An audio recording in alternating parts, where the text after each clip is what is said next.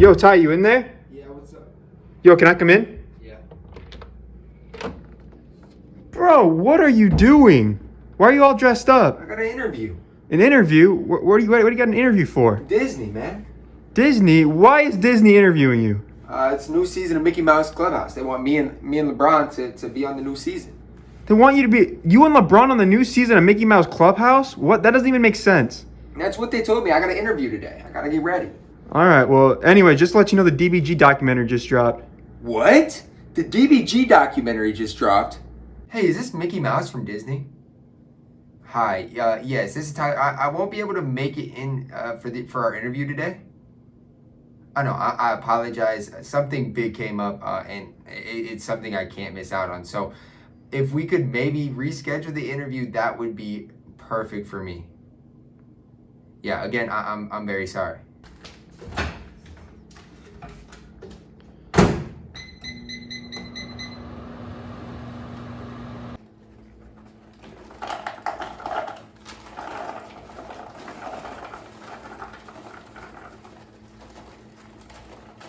Finally, man, I have been waiting all week for Nickelodeon to drop this video, man. Oh my goodness.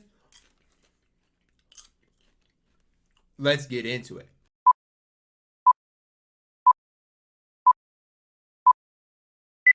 Yo, it is good, yo. It's your boy Ty back here with another video. And in this video today, we are going to be reacting to DBG's video, the history of NBA 2K21 MyTEAM documentary. These are my favorite videos in all of 2K. So after every 2K, so 2K21, 2K20, 2K19, whatever the case was, DBG releases a documentary over the MyTEAM kind of mode throughout that year. So it's a lot of fun for me to just kind of watch these videos, and I like watching these by myself normally, but I think me reacting to this and giving my insight as well will make it even more enjoyable for you guys. Now, before we dive any deeper into this, massive shout out to DBG. This video is 2 hours long. The dude put a lot of hard work, effort into that video, so massive shout out to DBG. If you are new to my channel as well and have not yet, please consider smashing that subscribe button as we're on the road to 80,000 subscribers. So NBA 2K21 Get into it, baby. MyTEAM. Coming off 2K20, which was honestly the best year of MyTEAM up to that point. Gameplay wise, I just think, like, for me, 2K19 was the most enjoyable. I mean, I get what DBG is saying. 2K hasn't been a great gameplay experience in quite a while, but the game mode of MyTEAM, honestly, in 2K20 was looking good. I kind of disagree with that, but that's my opinion. I disagree. And 2K21, in fairness, outside of gameplay, I do believe overall it has been the best year of MyTEAM so far. There's been ups, there's been downs, but I personally believe that this is without question the best year of MyTEAM if you take away the gameplay. The stuff to do, this has been an incredible year. I just don't know if I agree with all that. Yeah, we're going I really don't know. Be talking about everything from this year. So if you guys don't know who I am, I've uploaded over 1,700. Go subscribe to my man. Make sure y'all go subscribe. And while unfortunately we can't get every single little thing into this documentary, this is a good recap of those 1,700 videos. So we're going to be looking at some of the high points of the year. Man, 800! More than 800 games, nearly 900. And the crazy part is DBG played that many, but Splash played over 2,000. Like, he's real. He's real. It's a dagger. He's looking for that three. This is the dagger. And he's got it. He's got it. He's got it. That's the dagger. Some of the lows of this year, as well as some things that were honestly so bad. That was the biggest letdown ever. They will never be forgotten about amongst people that play this game. This was one of the biggest letdowns sit down, ever. Get your popcorn ready, because this is gonna be a long one. This is the NBA 2K21 MyTEAM documentary. This was bad too. I thought Limited was gonna be like a competitive mode. So coming into the year, we did not hear anything until late August. Just like is what's more than likely gonna happen this year, we probably will hear it even later this year. Yeah, this year is gonna be pretty late. The dev vlog came out quite late. The dev vlog, in fact, came out very late compared to some other years in MyTEAM. Like, we used to get it kind of early August, and if you look at games like FIFA, like, they already know some stuff about FIFA 22. We know nothing, even though really. The game's coming out a month after 2K. I mean, we know some But look, stuff. at the end of the day, it is We what know it is. some stuff. From looking at the A trailer, draft the mode. only real words that we saw that we may not have known of was MyTEAM Limited. Some people may have heard about it, some people may not have. But at the end of the day, the trailer did not really show much. It's just to build hype. At the end of the day, the dev blog is what does that more than anything Right. else. This trailer doesn't But show the anything. day before the dev blog came out, there was some sort of a mix-up, because I know for a fact the dev blog was meant to come out the day before it came out. It was changed last minute, the days, and one person didn't get the change of date, and ended up. I didn't even know that's how it necessarily into the happened, dev blog, honestly. but putting out small hints as to what was coming up. So we found out about seasons. We didn't exactly know what they were. We found out that everything transferred between gens, which I'm pretty sure we had already been told that at this We were told that, but it actually went pretty smooth throughout the Stage, year. that was one of the I things mean, we it were really told went quite early pretty in the year. smooth throughout the year. And then we were told the seasons, not know much about them. And then this was an interesting one. We found out that badge cards were going to be a thing Just a again. mess. We Just a didn't know how we mess. felt about this at the time, and I still don't know how I feel about It's it. a mess. I However, don't like the it at one all. thing they all. were saying you can get different badges to equip to Evo. We were very confused about that, and Evo concept has ended up being an absolute disaster. It just However, wasn't the one relevant at thing all. from this leak that we were all really excited about was MyTEAM Limited. Almost everybody felt that MyTEAM Limited was going to be some sort of a weekend league. The And way it was it was not. worded in here, it says you're going to be competing for championship rings, and it's going to be only during weekends, which meant that a lot of people This was just thought not this it, was gonna man. have something to do with 250k. And I mean, my team limited's not bad. It's just not weekend league. Championship rings were going to be this big thing. Collecting them was going to be a competitive mode. In the end, it really wasn't. We found out about the exchange. We didn't know exactly what the exchange was. At the end of the day, we figured out but what then the the next exchange- day the we exchange got was. We the knew. dev blog.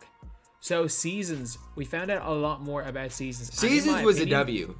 Honestly, I think the way 2K implemented seasons was nearly perfect. It was I good. really do. I like feel it like too. the way 2K implemented seasons was absolutely fantastic this year. And I said it that it was worst case scenario is going to be a mediocre thing, best case scenario would be a great thing. It was a great thing. However, MyTEAM Limited, It was a we letdown. found out it was going to be a casual mode. One thing, however, at MyTEAM Limited I noticed, I don't think anyone else did, that was that the rewards were RNG, which I think was the thing that killed the game mode. We then found out about MyTEAM Unlimited. I still think my team limited for a lot of people was the most fun mode to play throughout the year. Like especially for like the casual my team players, it was fun for them. Turned out that Which is fine. you needed to get through 9 leagues before you reached the top. My I team actually unlimited thought was this a mess. a really good idea at the time.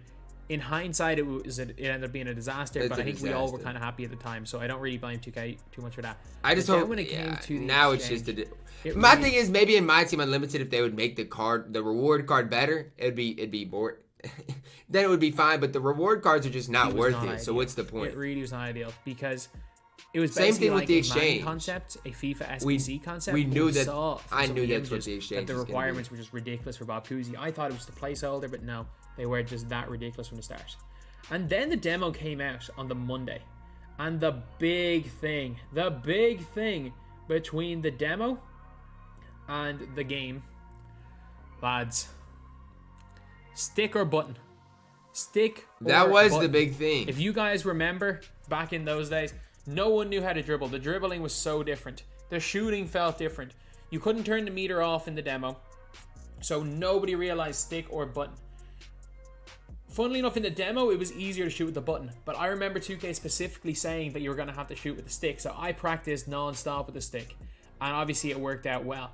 But it was a mental case. It was just nuts. The demo was just nuts in the stick versus button era. And I remember a lot of people played the demo a lot. I was not So, one of those yeah, people. that I was really pretty did not much play it. the demo too much, but In terms of we're not even free getting a content. demo We this didn't year. hear anything really from the launch of the demo until the day the game came out. People were getting the game a couple of hours early. They weren't getting the game that early. It wasn't like the next gen game where they got it 2-3 days early. So we really heard very little. They didn't fly in the likes of CashNasty to make videos about packs to see the game early like they did with 2K20. So honestly, this was all we had right. until the launch of the game. The Steph Curry was incredible. That's what it was. I'm gonna be interested to see what DBG says about stick shooting though, because So just like That every was year very with my team, there was crazy thing. excitement. In terms of the starter cards, No one really knows who to pick. To be completely honest, nobody really. And it doesn't knows end up mattering, really. who to pick. And I went with Shaq. I think most people went with Shaq or went with Melo. I think Iverson and Shaq were the only real good choices there. But for me, I always like looking through all of these like cheaper rewards. The token rewards, Right. the start. These tokens do matter a lot early in the year.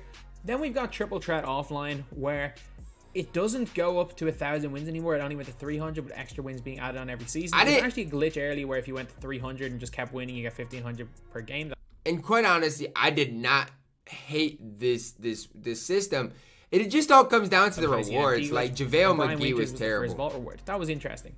So obviously I picked Shaq, and looking at the exchanges, I knew right away this was going to be a disaster. I knew right away.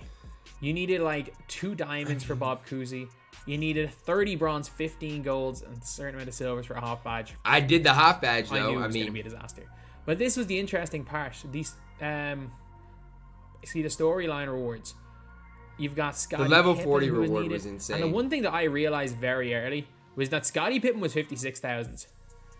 If they were going to pace this, it was going to be extremely difficult to get Steph Curry, and you better believe that Steph Curry was a grind. I did not get him. Steph Curry was not getting him at definitely the a time. grind.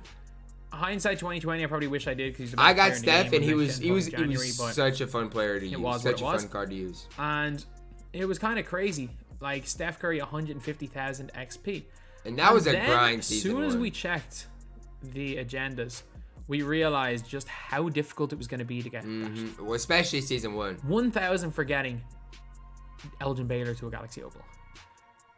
You got 3,000 for 99. It was a grind, let me tell you. We thought that was good. That was good earning of XP, getting 3,000. If you dropped 260 balls, you got 3,000. But then I'd rather have it like this with the good Steph Curry reward rather than it's easy to get Dr. J and he's not good. Like, even this last season, if they had made the reward, I don't know who, just like a Manute Bull shooting guard small forward, but made him hard to get, it would have just meant more. I don't know. Level 40 at the start of the year was better. 100 limited games, 100 unlimited wins for 1,500 XP. 1,500, that's 15 XP per unlimited win. And some people actually went out and got these because they were that set on getting Steph Curry. And then, gameplay-wise, yeah, no domination was hard, man. I was trying to look for clips of me shooting. Yeah, I couldn't find any.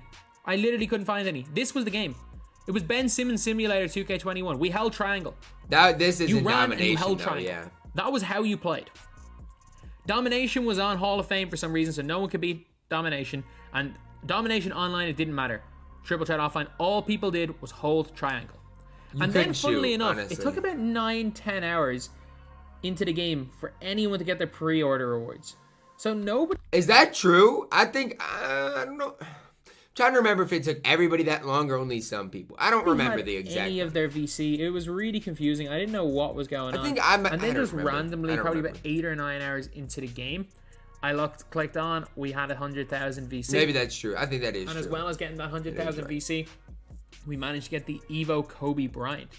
So the Evo Kobe Bryant was obviously the standout player that we all pre-ordered the game for. So it was a very, very interesting. I'm trying to remember this Kobe. But 2K, in fairness, did make him worthless by releasing a way better Kobe Bryant 1 week into the game. But again, that's just 2K being 2K. But yeah, day 1 of my team. Look at the triangle Nobody cuts knew how everywhere. to play this game. Nobody knew how to shoot. Nobody knew what. That's how it always is, At though. this stage in the game, I'm pretty sure I was still using the button. But the difference was Nobody the shooting. Knew the power of the stick. Nobody knew what players could shoot, what players couldn't shoot, how important hot zones badges were.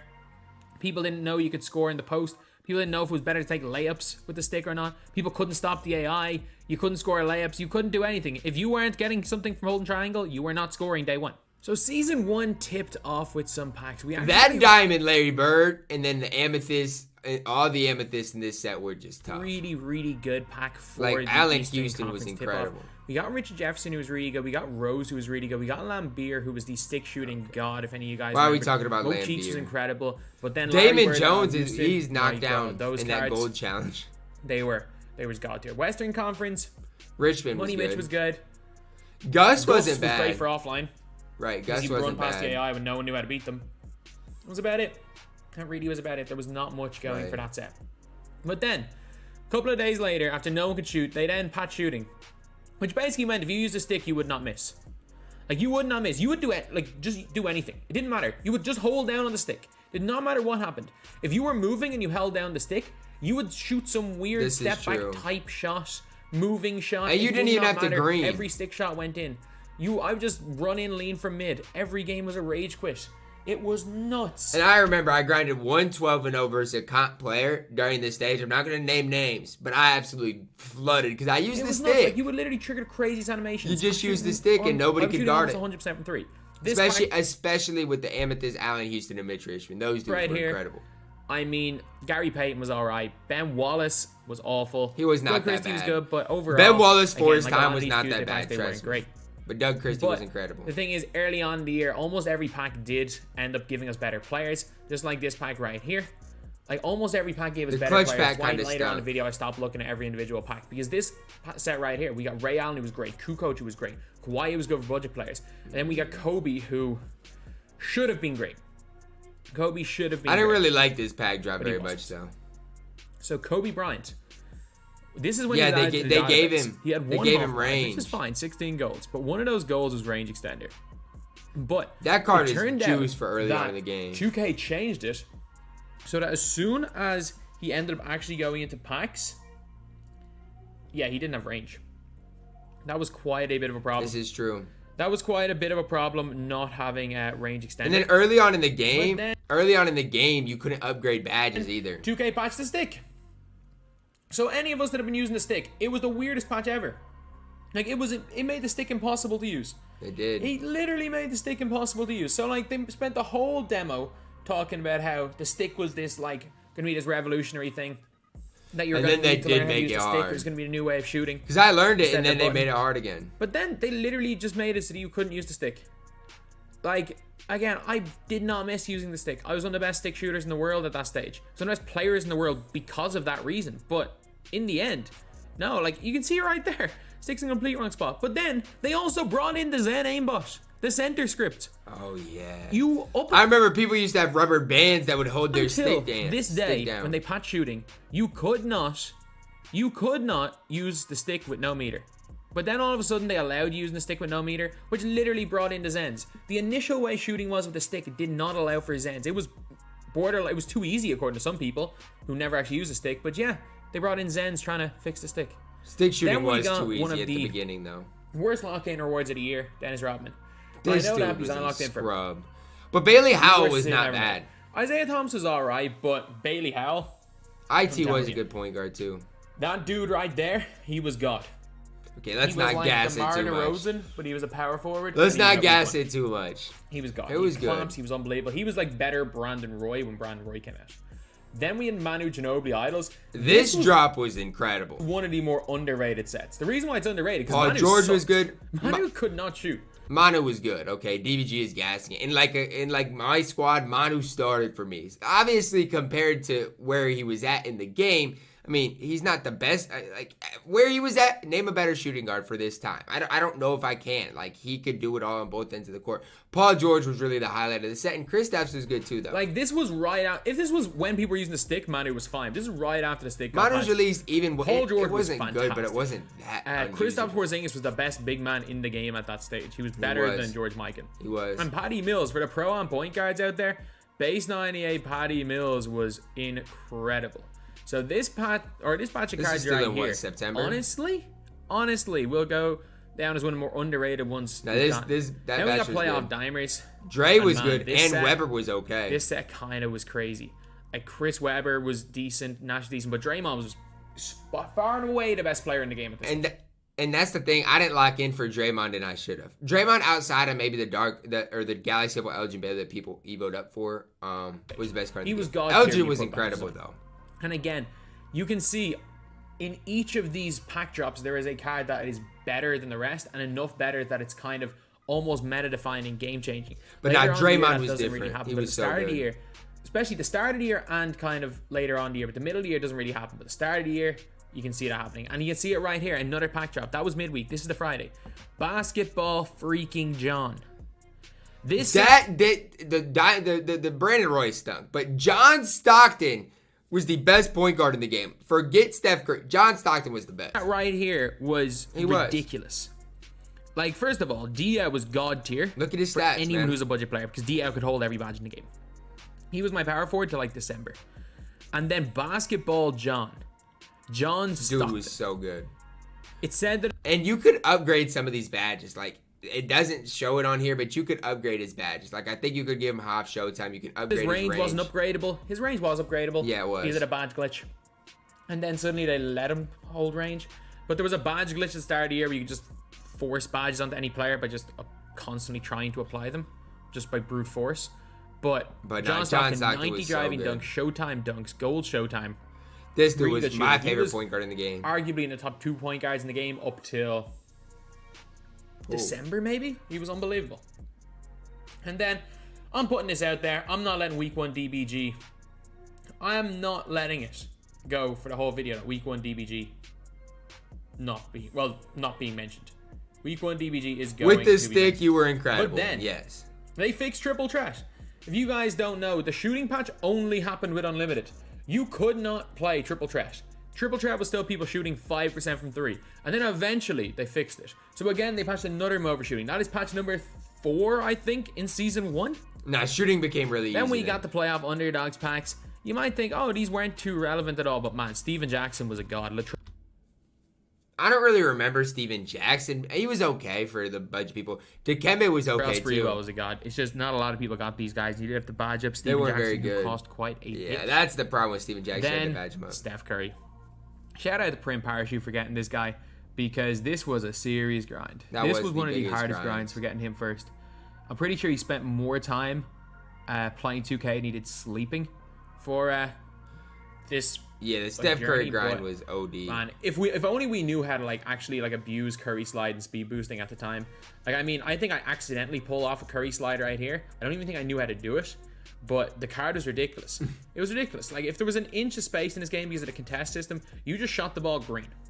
He was the best card in the game till January. He was incredible. I still think John Stockton was up there. Then though. Oh yeah, then we got Michael Cooper, who's the first player with Hall of Fame clamps, as well as Darren Williams. So I was happy. and Giannis. You can't forget about Giannis. This set had 4 players in it that were all top cards of the game: Dominique, Darren Williams, Giannis, and Michael Cooper. Because All I those wasn't grinding cards for were Steph incredible. anymore. Because Darren Williams was like a poor man Steph. Was he ever as good as Steph? No. DBG said He's he like was a poor man Steph. basically, And all but of he a was sudden, not in even the last close. 3 weeks, most people's teams completely changed. They were no longer using anyone that was new, and they were just 2K were constantly outdoing themselves with cards.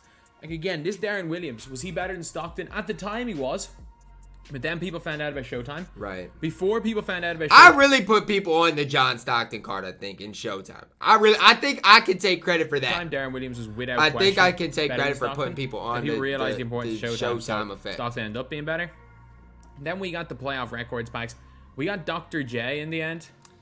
Julius These Irving packs were not was it. the reward, and Julius Ja- Irving was Julius the most Irving was overrated good. player in the game.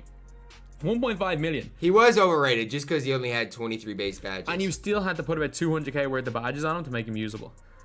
He didn't have quick first step. He didn't have range extender. So many badges he did not have. And everybody- Like, his release was good. His release time He was was abnormal, fine. but I'm telling you, that release was good. He was fine. no better than Steven Jackson, in my opinion.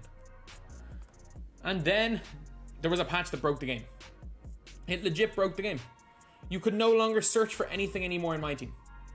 You could no longer search for it. Unless you had a card, you couldn't search for any badges, Oh, any yeah, coaches, I do anything. remember It was this. the weirdest thing ever. So you could search for a coach if you had the coach. But if you didn't have the coach and you tried to search for the coach, you couldn't. And you couldn't search for it through It was just the broken. mode anyway. It was just the weirdest thing ever. Then we're looking at finals packs right here. These were packs bad. again were incredible. Okay, never mind. I was looking at Most Below Magic Johnson. They weren't bad. I said they were bad because Most Below Magic Johnson. Diamond Braun was good. Amethyst Clay was good. And then obviously the Ruby Bruce Bowen was okay. But there's a lot of bad players, especially at the top here. Most was not good. Magic was not good. Power was not good. I mean, Clay was just Clay and god Braun tier. were good. Magic was good for his time. Magic never Mose really Malone was was one of like the best that. centers in the game. LeBron was good. And yeah, just... I guess Moses wasn't that And bad. then the 250k. This was the 250. I will hold to it. This was the biggest disaster day in 2K Okay. history. So you guys know I was undefeated at this stage. My whole thing was I was playing, no question about it. I was playing the whole year. I was sweating until the first 250. If I didn't make it, it didn't matter. But I sat there for 2 hours on stream. The first hour of the stream, nobody could play a game except for Glitch 2K, Elephant Dick 111, and CMig. They were the 3 players. That is what their that could names play a were game. too. No one else could play a game. They added an extra hour to it. I got through 3 games This was just a disaster. unbelievably quickly. And then I'm up 35 and I get error code. Someone quits and I get error coded. So That's I'm what like happened pushing to me. top 10 at this stage through the first like 30, 40 minutes. And Just a got disaster. error coded. Didn't matter. Just a disaster. Funny enough, I'm looking at the score right now, and 3 of the top 4 are Europeans. But the guy who's in first place right now got error coded. Ty got error coded. Jin got error coded. Splash got error coded. Basically everybody. And while for most of the year I was by no means in the hunt for qualifying, I probably could have qualified week 1. I got error code as well. It was just Probably crazy at this how people stage, get error DBG code. would have had a chance. Season 1 ended on a bad note. But no, that 250K can't go under the radar. That's one of the biggest problems 2K has ever had in their game, and that should not even have, people should not have to worry about getting an error code for $250,000. That's just ridiculous. So my team season 2, lads, we did not know what to expect because again, it's the first time there's been a new season in my team. We really did not know. Right. We didn't know what was going to happen. We didn't know what seasons were going to be all about. And season 2, I mean, it didn't really change much, did it? Just got a few new rewards. Triple threat spotlight challenges were great. They were. Getting ready for Awesome was great. I didn't do them myself, but they were actually, it was a great idea. They were. And they ran with that. Really was. They ran with that triple threat spotlight idea. I'll be the first to say that was actually a really, really They good idea. ran with that, and I like that. And I'm really glad 2K implemented it. Original owner. That was This a is one thing I mess. hated about it. That was Original a owners mess. returned as bonus XP. I hate the fact that That used to XP make me is so tied mad. behind the paywall. Right, that made me mad. I just hate it. It is what it is, but I hate it. That made me so mad. Then we saw that Blake was the reward, and I was kind of excited about Jaylen Brown. Me too. The most excited I was about Patrick Ewing because I knew how bad he was going to be, and I didn't want to play Unlimited after grinding. I was gonna season say, 1, so I was Patrick actually Ewing was happy not good. that the reward was terrible. Blake was But- he was one of the best season rewards we will all ever see in the history. He was so Blake elite. Griffin, I mean, people weren't really that excited about him when he first came out. They really weren't. But They as weren't. time went on, people realized. But then people this card was started. God. People started realizing. Like, he was a center with pro dribble sigs. He also had really good speed and a release that ended up being fast. His Jaylen Brown release was a was more incredible. than solid card. Like, his JB jumper was solid. really I good. never got him because I got the Hall His of Fame defense badge, was but great. he was definitely He solid. had half showtime. The problem is Jaylen Brown was good for this time, but you couldn't get him for 5 more weeks. So it's Again, like the rewards in season 2 were it's more just- than it's solid. tough. They were really, really good. Patrick Ewing was terrible though. He was actually one of the better centers in the game when he came out because there was No, no he real was fast not. centers outside of Draymond. He was But- not even close. Still, you're having to go 68-0. Is he really worth going 68-0? Of course. I he would. guess I will say I use Patrick Ewing sometimes He though. was He not wasn't great at all. that bad. He just was Then the not good. tip-off packs. There was no one really here. Like, yeah, if you badged up Steve Smith, he was good, but I mean, no one was using any of these guys except for. I Bryant. mean, I'm looking and seeing, and you there's look at not much season here. tip-off West. Again, Nobody Nobody was Dunleavy, good. he was all right. No Rafe one was was using okay. any of these guys other than LaFrance and Bargnani were the 2 best cards in Rafe was okay. either of the tip-off sets. Then we got a dunker set quite early. For a Tuesday pack, this was good.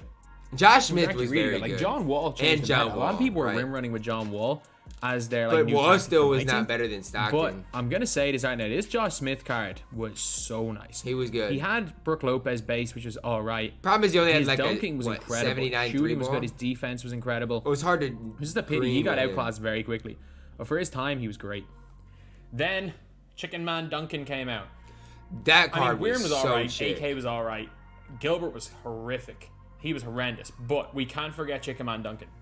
Tim Duncan's release was actually pretty good at the start of the year. It was on normal timing. It wasn't that The bad. problem was that Tim Duncan on very quick feels the exact same as Tim it Duncan on normal does speed. the exact same. And he was terrible on next gen. But like when he came out, Tim Duncan was the best big in the game by a Not mile. even close. And he was good. He had a 93 ball. Now we got international packs. This drop was terrible. Peja might have been the worst pink diamond. And people hyped up Detlef Schrempf, and he was Then terrible. we got this right here. This was a cool drop. Guys like T-Mac, Dave Cowens were unbelievably good cards. That Donovan and then we Mitchell also wasn't that got bad. a couple of reward cards. And really good emeralds. So I like this drop. And then Badge Up Otis Jimmy was great as solid. well. This was really, Dave really good Cowens drop was right incredible. This was solid. here. And I enjoyed this. So we had one in TT Online, one in TT Offline, then Terry Rozier and Birdsong in My Team Limited. The I burst really on encourage card people was to play very those solid. game modes that weekend, and it's something that I wish we kind of saw a bit more of throughout the year. No, that was a good job. Then this, lads. They were like, you're not going to be ready for midnight Pacific time. And if you guys don't know, 2K made this whole like big event saying you're not going to want to miss this, and all it was a card that was put in packs that wasn't even very good. And that's the thing, right? They hyped it. If they wouldn't have hyped this up so much, I feel like people wouldn't have been that Like, mad. it was a card that but was they in packs hyped it that was up not great. very like. And funny enough, it they was forgot just- to put them in it was packs. too much. They also did forget to put them in packs. For 20, you can see here, Shake, 28 minutes, the other cards are 15. For like 20 minutes, they forgot to put him in packs. They It was legit just a forgot mess. to put Arden in packs for 20 minutes. It was horrendous. They bigged up this whole huge event. They It turns did. out it They- was just they packs, made it- limited time they packs. hyped Thank it up God so they didn't do it the badly. rest of the year, but it was a disaster. Then we saw team ups. These packs were so irrelevant that 2K put them in season 1 super packs at the end of the year. I'm not even kidding. Marcus And we got Camby. Idols Grand. Don't get me started about Grant Hill. That pink diamond Grant Hill did things for Hill, me. one of Ty's favorite players Oh for my the longest gosh. time, that Grant Hill. That Grant Most of his Hill. primary ball handlers in the That competitive Grant Hill scene. was incredible. Other than that, Francis was really good. That That Grant was Hill really was about it though immaculate. for this sec, to be honest. We got Sam Jones. This was a Loyalty. useless set. Literally Again, useless. Not great. But then, on the 10th of November, the same day as the Xbox Series X came out, Hoove, the streamer, got Blake Griffin. And we all got Blake and realized 2K did something to Blake's release. His release on normal used to be one of the slowest release in the game. They changed his release on this card, and he was suddenly one of the best shooters. He was the best shooting big man, best dribbling It big was man, best defense big immaculate. man. This the Blake- best big man in the game till like It wasn't even close. like he was unguardable. Like the difference between this Blake and the rest of the He centers, was it wasn't unguardable. even Like close. in this game right here when I'm playing with him, I literally just saw, I was shooting the ball and I was like, I'm just gonna run by him and go to the basket every single time. Ended up getting a rage quit in like the second quarter. You got to remember who he's up Then against. Zion came out, who was just better Blake, but he was a little bit smaller. Zion was that Zion was immaculate. God, base 29. But then you went on to next gen and the guy couldn't shoot. Everybody hyped up Monte Ellis too, but yeah, Zion's release was crazy good on current gen and terrible He on next couldn't gen. shoot. Monte Ellis was incredible though. He's like Steph with a 40-inch vertical. And the invisible jerseys came out. The invisible jersey glitch. So on the day of the NBA draft, there was a literal glitch where if you wore the pre-order Mamba jersey, if you wore the pre-order Kobe jersey, your players became invisible. What in the I world? spent an entire stream with 2K devs in the stream watching, with me playing with an invisible jersey. It was hilarious. It was hilarious. At the end of the day, it is what it is. So then the draft packs came out. I like these packs. I definitely did like So these these packs. weren't that relevant. They were actually pretty good packs. Like people were hyped for the time. The other reason I like these is because you could buy the players. I'm trying to think of what it said. So what you could do, right? You could lock in the set for the pink diamond Cam Reddish. So you'd have to get these players all evoed up. So you'd have to get the evoed up. Let's say LaMelo Ball to I don't remember what he was. Let's say a diamond. And then after you did, you could exchange your diamond for an emerald LaMelo and kind of swap them out. So get your MT back, really. Glenn is what Robinson you was a could god, but that was really it. So you could lock But it in and get it back. There's a but. We cannot forget one of the most iconic things of this season. From Gatto. Gatto is a streamer, and he figured it out. Because everyone was talking It about how was crazy it Gatto, was to get too. Cam Reddish. But then, the Cam Reddish glitch was found out. But Glenn Not was necessarily good. a glitch, more like the way 2K intended it to be worked, but people have found a way to work around it. But if you bought the lowest, if That's you what had I'm to saying. evo You all could the swap cards, them out. but if you just bought the highest versions of the cards and then locked in, you could actually swap out the cards for the lowest versions. So you could have the lowest versions of all the cards locked in. So you literally needed, after first day, Right. you need a couple 100,000 MT to do And, it. and the thing is, the rest of the cards were basically useless. So Second day, people, like, if you had like 60k MT on top of like, yeah, I need the funds to buy the players, probably like 200k. But you only lose about 50, 60k, and he's the best card in the game by a mile. So Oh, yeah. everyone Okay. had Cam Reddish. I don't think Cam Reddish was better than Blake Griffin. I don't think he's the best card in the game, but he was very Cam good. was the best. Cam was my 2 guard till like January, February. He was the best player in the game. No, and he was wasn't. unbelievably He was not better than Blake. Then we had the sleeper set. Not a great set, but I mean, J.R. Smith came out, who was, again, incredible for his time. Absolutely incredible. I never got JR, but he was definitely But good. not worth 1.5 mil. Then we got the 250k qualifier. I ran out with this budget squad because at this stage, I didn't really care. And somehow managed to finish 28.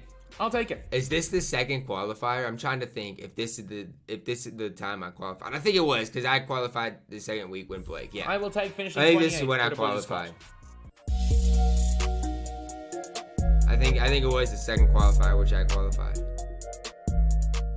So season 3, this was a very interesting one. This It was called season wasn't Season of bad. Giving, and there was a lot of people like. But we the didn't Baron know Davis what was bad. The story of the season.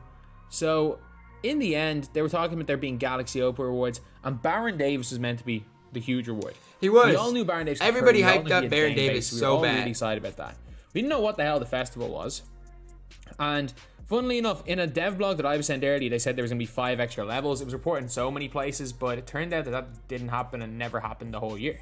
Yeah, it never ever Then happened. when we People used to say, well, it's going to happen, the next season, After the rewards, And the it just rewards never were happened. alright. Like, they weren't spectacular. They were decent. Like, Wade was pretty good, except for the fact he didn't have Showtime dunks. Battier was nice.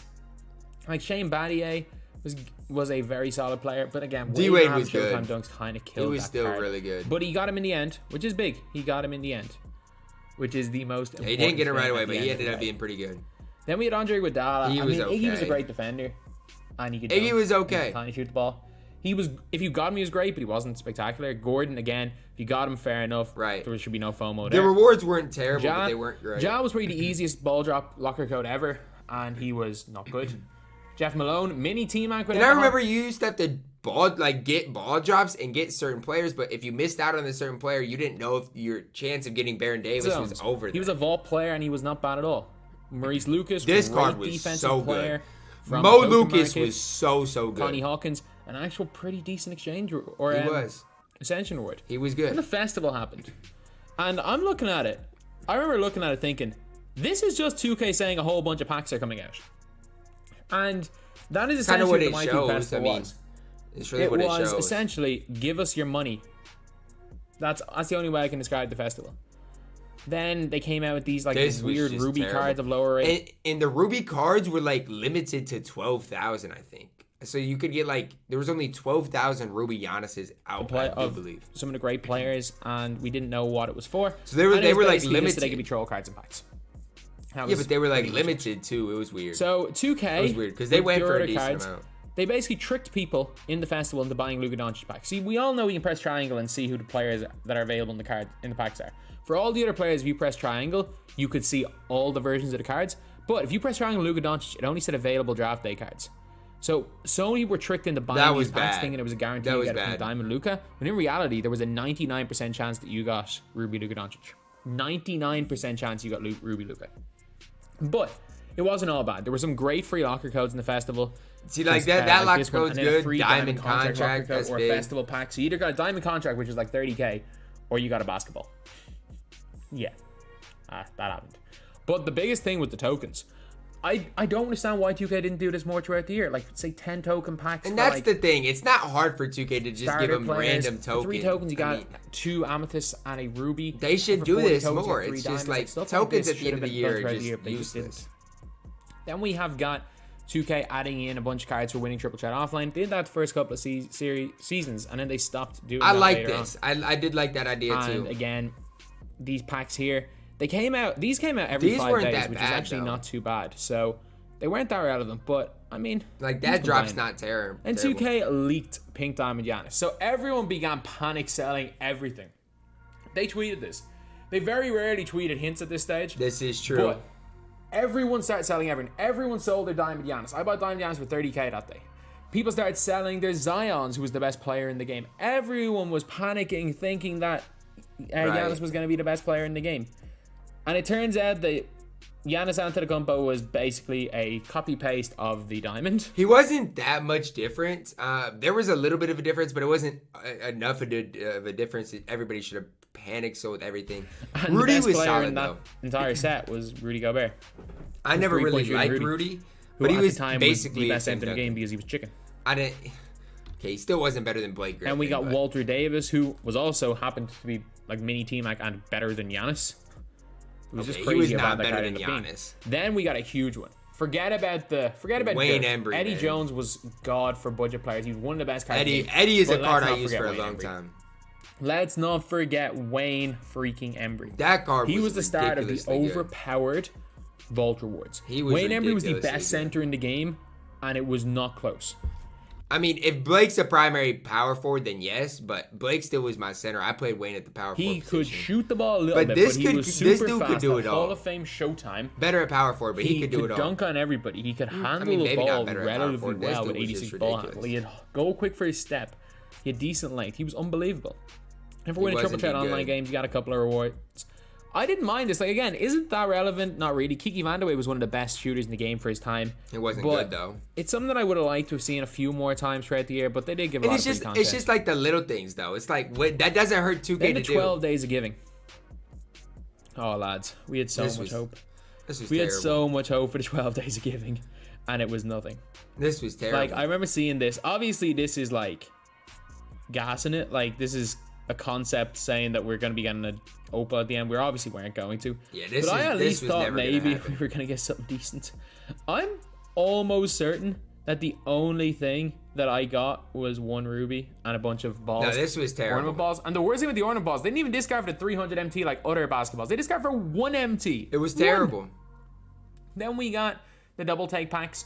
This was an interesting one because the double take packs leaked earlier in that morning with a picture of them, and it these weren't specifically bad. said New York Knicks Derrick Rose in the picture, and I showed a picture of the Cavs, so everyone thought they were fake. So there was this whole like debate whether they were real or fake. It's why out of nowhere there's 700 people watching this stream when I'm talking about it. It was a whole debate in the community. Turns out they were real, and Yeah, nobody really I mean, knew. Derrick Rose I was mean, great. especially with 2K, sometimes they'll do stuff wrong. So, like, obviously, His time. the Kemp Nick was a and great then budget the player. Cav The Derrick rest of Rose. these guys sucked. These backs were not I mean, good. these weren't They bad. were Derrick not Rose good was good. at all Dwight in was the end. okay. Gervin was used. I mean, it And wasn't yeah, that bad. then we got Larry Nance in Triple Chat Online. He was fine. He wasn't great. Fine's the We right got word for Joel him. Embiid, who no one really cared because we got Cliff Hagan, the first Right. affordable Hall of Fame Rangers center player, who was terrible. Cliff Hagan was so hyped up. I remember everybody was hyping him up, and I was like, guys, this card is not really good. Then 2K Deutschland, the German 2K page, leaked the Retro Volume 1 That pack. Pink Diamond PG And was lads, good. as soon as we saw this, man, our imaginations ran wild. We were thinking of all the great players that we could get in Retro. And Retro was great. Retro was a And then good 2K set. just stopped it in Season 5 for some reason. I just don't know why. Me neither. That Like, set was again, we good. got some of the most iconic players in my team history. And Julius Erving and Chris Paul, who no one ever That used. Andre Penny. Kirilenko. Oh my goodness. Biombo. It was just weird. And then we actually got some unlimited rewards. So we went from play Triple Chat offline, play Triple Chat online. We got unlimited rewards. Did I get them? No, but They if you weren't played unlimited, good. These were great. These really were. They were fun, but none of those cards were good. Then we got Drew Holiday, Taco Fall. Everybody liked that Where Jamal he's not Murray on relevant, next no. gen. But not Drew Holiday. If you guys remember, he was like one of our first agenda cards. He was like the first like agenda was a good card free in the game, guard. so he He was a was. very relevant card at the time. Then Christmas Eve, lads. Santa I- DBG made I see his Pink Diamond AI. one of his few appearances. Ho ho ho, lads! Merry Christmas Eve! But this set was crazy. Like, we expected Galaxy Opals. We didn't know what the hell the Pantheon was. They started tweeting out hints about the Pantheon. And, like, I didn't like all-time this duos. set, really. But Kobe I mean- was great. Shaq on next gen was the fastest player in the game. Kobe was Richie good. Jefferson we knew was going to be free. We didn't know what Iverson was going to be. And then Vlade Divac turned out to be Right. the reward for all the players, who was terrible. But still, Oh, I was gonna what say, it yeah, was. he was Bosch not was good. great as well. And then Christmas Day, we found out that Richard Jefferson was on Richard triple Jefferson, boards, yeah, you which was needed to actually get not him. too bad. So then all we need to find out was how to get Iverson, and it was by code.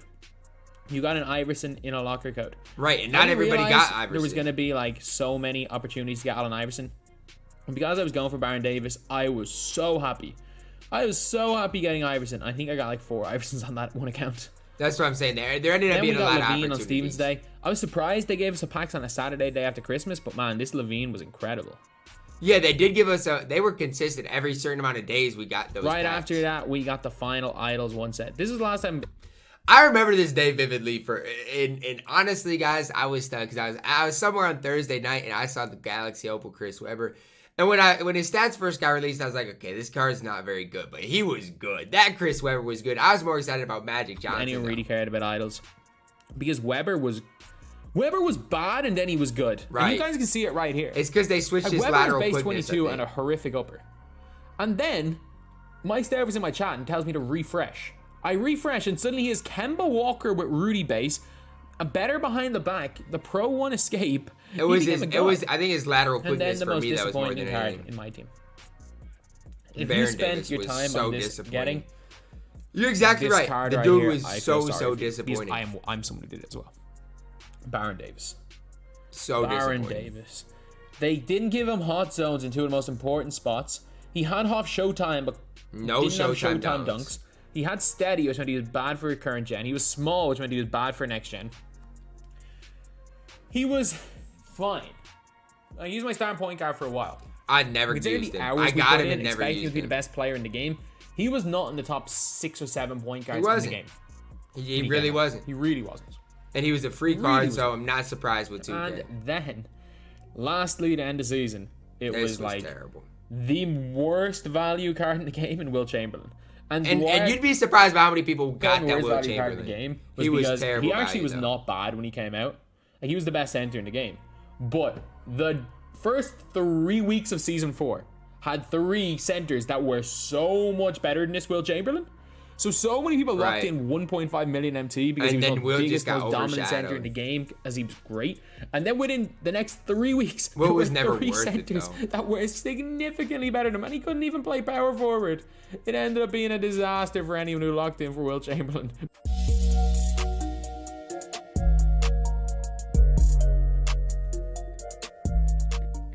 So right before the start of season 4, we see That's when current the Series dentist 2, game was season 4. or Okay, 21 current NBA. Look at how many shoes I think DBG they're called had. current Series 2 now. They were just called 21 NBA at the time. So, at this stage, everyone realized something. Dame Lillard is going to be added into the game tomorrow. And that's what we all And he got realized so much as hype. soon as we saw this. We were all expecting Dame. And looking at these cards right here, we were hoping some of them were going to be good, but just like 2K19 or 2K20, we none never- of the Series 2 cards were good at all. And quite honestly, guys, not the Series 2 cards, but just the reward cards, like the 2,000 collector level, the 4,000 collector level. I hope that's one thing 2K does next year. Give me I don't even know, somebody that's going to be worth it. Whether it's a Giannis, whether it's a Kevin Durant, just a GOAT Kevin Durant on day one that we know if we grind here, we're going to get a GOAT point guard Kevin Durant. Make the collector level worth it. That's what I could hope 2K does, because I had fun doing that. And then the trailer in 2K19 comes out for Giannis. season 4. Again, this is another one that I did manage to get a little bit early. Was able to get some content out on it a bit earlier than other people. Unfortunately, my season 8 devlog reaction kind of put an end to that. But they actually gave us some pretty nice rewards, and we knew these were going to be good rewards. First of all, we know Kawhi is going to be good. Kawhi's got Ray Allen base. Kawhi was We saw fantastic. Now, when his card got leaked, he wasn't that good, but Kawhi was Batum? fantastic. So we all knew that Nick Batum was going to be a great card. So I was really excited. And yeah, they did end up having to update Kawhi, but like we all knew Kawhi's going to be good. Kawhi's because, always good. Again, when was the last time? Well, I was going to say when was the last time 2K or Kawhi hasn't been good in 2K. But Kawhi was awful until 2K20. But once they gave Kawhi Ray Allen base, he became God. He's so He good. became a god in NBA 2K20 and 21. Then we saw Jameson. Anton Jameson was Domination okay. Award. Kevin Mchale was slept on, And even by Mchale, myself. who we knew Mchale was gonna be good. incredible as the unlimited reward. Even someone like Trey Burke. Okay. The rewards were really good this season for season 4, I think. Like Nick Batum was good, Trey Burke was good. I think Rocco was pretty good as well. And then Kawhi. Kawhi was really good at this stage, but it's just Look at his a few other stats, guys. though. He ended I mean, up look, getting his updated. stats were incredible. But even at this stage, he was pretty good because of his defensive stance and his release. And then Kevin. It's just the problem for Kawhi, right? He was added this early, but then you couldn't get him for however many weeks. Kevin McHale was literally like It's just how the game evolved Keno 2.0, from January 7'11" 8th to like wingspan. February 8th. He was so much better than Will Chamberlain. It wasn't even funny. Yeah, Mchale was Like good. there was no comparison. I just didn't really between like Will his Chamberlain release, but Mchale was and good. Kevin McHale. Kevin McHale was 10 times the player Will Chamberlain was, and people spent so much for Wilt. Then even for my team limited, a bunch of people thought it was a good idea to go for Westbrook, and that was I one don't of know my biggest why. regrets. I spent way too much time going for Westbrook, and he was terrible. Yeah, Westbrook was not good. Byron Beck was basically just a different version of Wayne Embry. Byron He Beck couldn't was play not center, bad, but he though. could play small He forward, was not bad. and he was a bit of a better shooter. He was just okay. But they played very similarly in game. I would still say Embry was that. Here's little the bit thing. better. Dame was not He that was the bad. center. Dame was but not that bad. He you was can a see big from the cards that were letdown. impacts. The centers really. But he was did not change. that Dame bad. was basically just tiny bit better. Baron Davis. Right. He was not. He wasn't spectacular. that bad, though. And shout out to Splash, who was on 2K TV at this stage. And we had Heat Check Domination. Heat Check Domination got a Jameson, and I was looking. I was like, oh, he seems all right. He seems pretty good. I was looking. He's only got gold range. He's only got gold clamps. This card's not. It's Did gonna he have be the good. X He's and gonna be base, my though? starter- He the did. starter if I get him, but he's not gonna be spectacular. But then, lads, we hit Sigs and animations. He has X and base. And the crazy part about it is, like, the X and base made him so good. The problem with Anton Jameson throughout the whole 2K year is was the just his first. player model was not And that he's the great best shooter in the defensively. Dan Wouldn't be a Issel new was season good. without ridiculously overpriced exchange, would it? He was good, though. Terry Cummings, he was online. He was not good. I mean, no one really went for Terry Cummings. He was okay. But then, the cards that were in the packs. Bill Russell, man. Hey, I love that Bill Russell card. I never got him because I got Gary Payton instead, but that Bill Russell was immaculate, man. He was immaculate. We're just We got Rudy super Fernandez that day. Rudy Fernandez. Boogie Cousins. Boogie. Jimmy was like good, him. but he was expensive. Jimmy was good. And then Mchale Fultz. So Fultz was a point guard that, I mean, Fultz was okay. in but hindsight, it's I think I like- said at the time that he was comparable to Dame and Baron Davis. And in hindsight, yeah, he was as good, almost as good as Dame and Baron Davis. He really was. Rudy Fernandez was he was immaculate. unbelievable. He was unbelievable. He was like, so he looked good. like prime Real Madrid at his peak. Rudy This Fernandez. dude was good. Like, he could dunk, he could shoot. He was one of the best cards in the game. He was like a 6'6" Steph without the Curry slide. Boogie Cousins, another center to. I mean, add to the Boogie was list of okay, cards that but it's were like 100 times better than Will Chamberlain. He was as big, Nobody almost as big as Will, really he was almost used as fast as Boogie. Will. I And he mean, could shoot objectively, the dribble a he little bit. should have been better, but Boogie nobody Cousins really used him. was elite in this game, especially on current gen. Especially on current gen. Good on next, unbelievably good on current gen. Then throwback moments cards with the Tuesday packs. I didn't even mind them. Nobody's good. I in did that not set, mind though. them. Fred VanVleet was the reward card for the spotlights. I ended up getting Fred because he was actually pretty decent. But we got That Houston. set right there was I don't not think anyone good. really cared No, too much about Houston throwback was not moments good. cards. And then we got the first actual set of moments cards. We got Luka Doncic.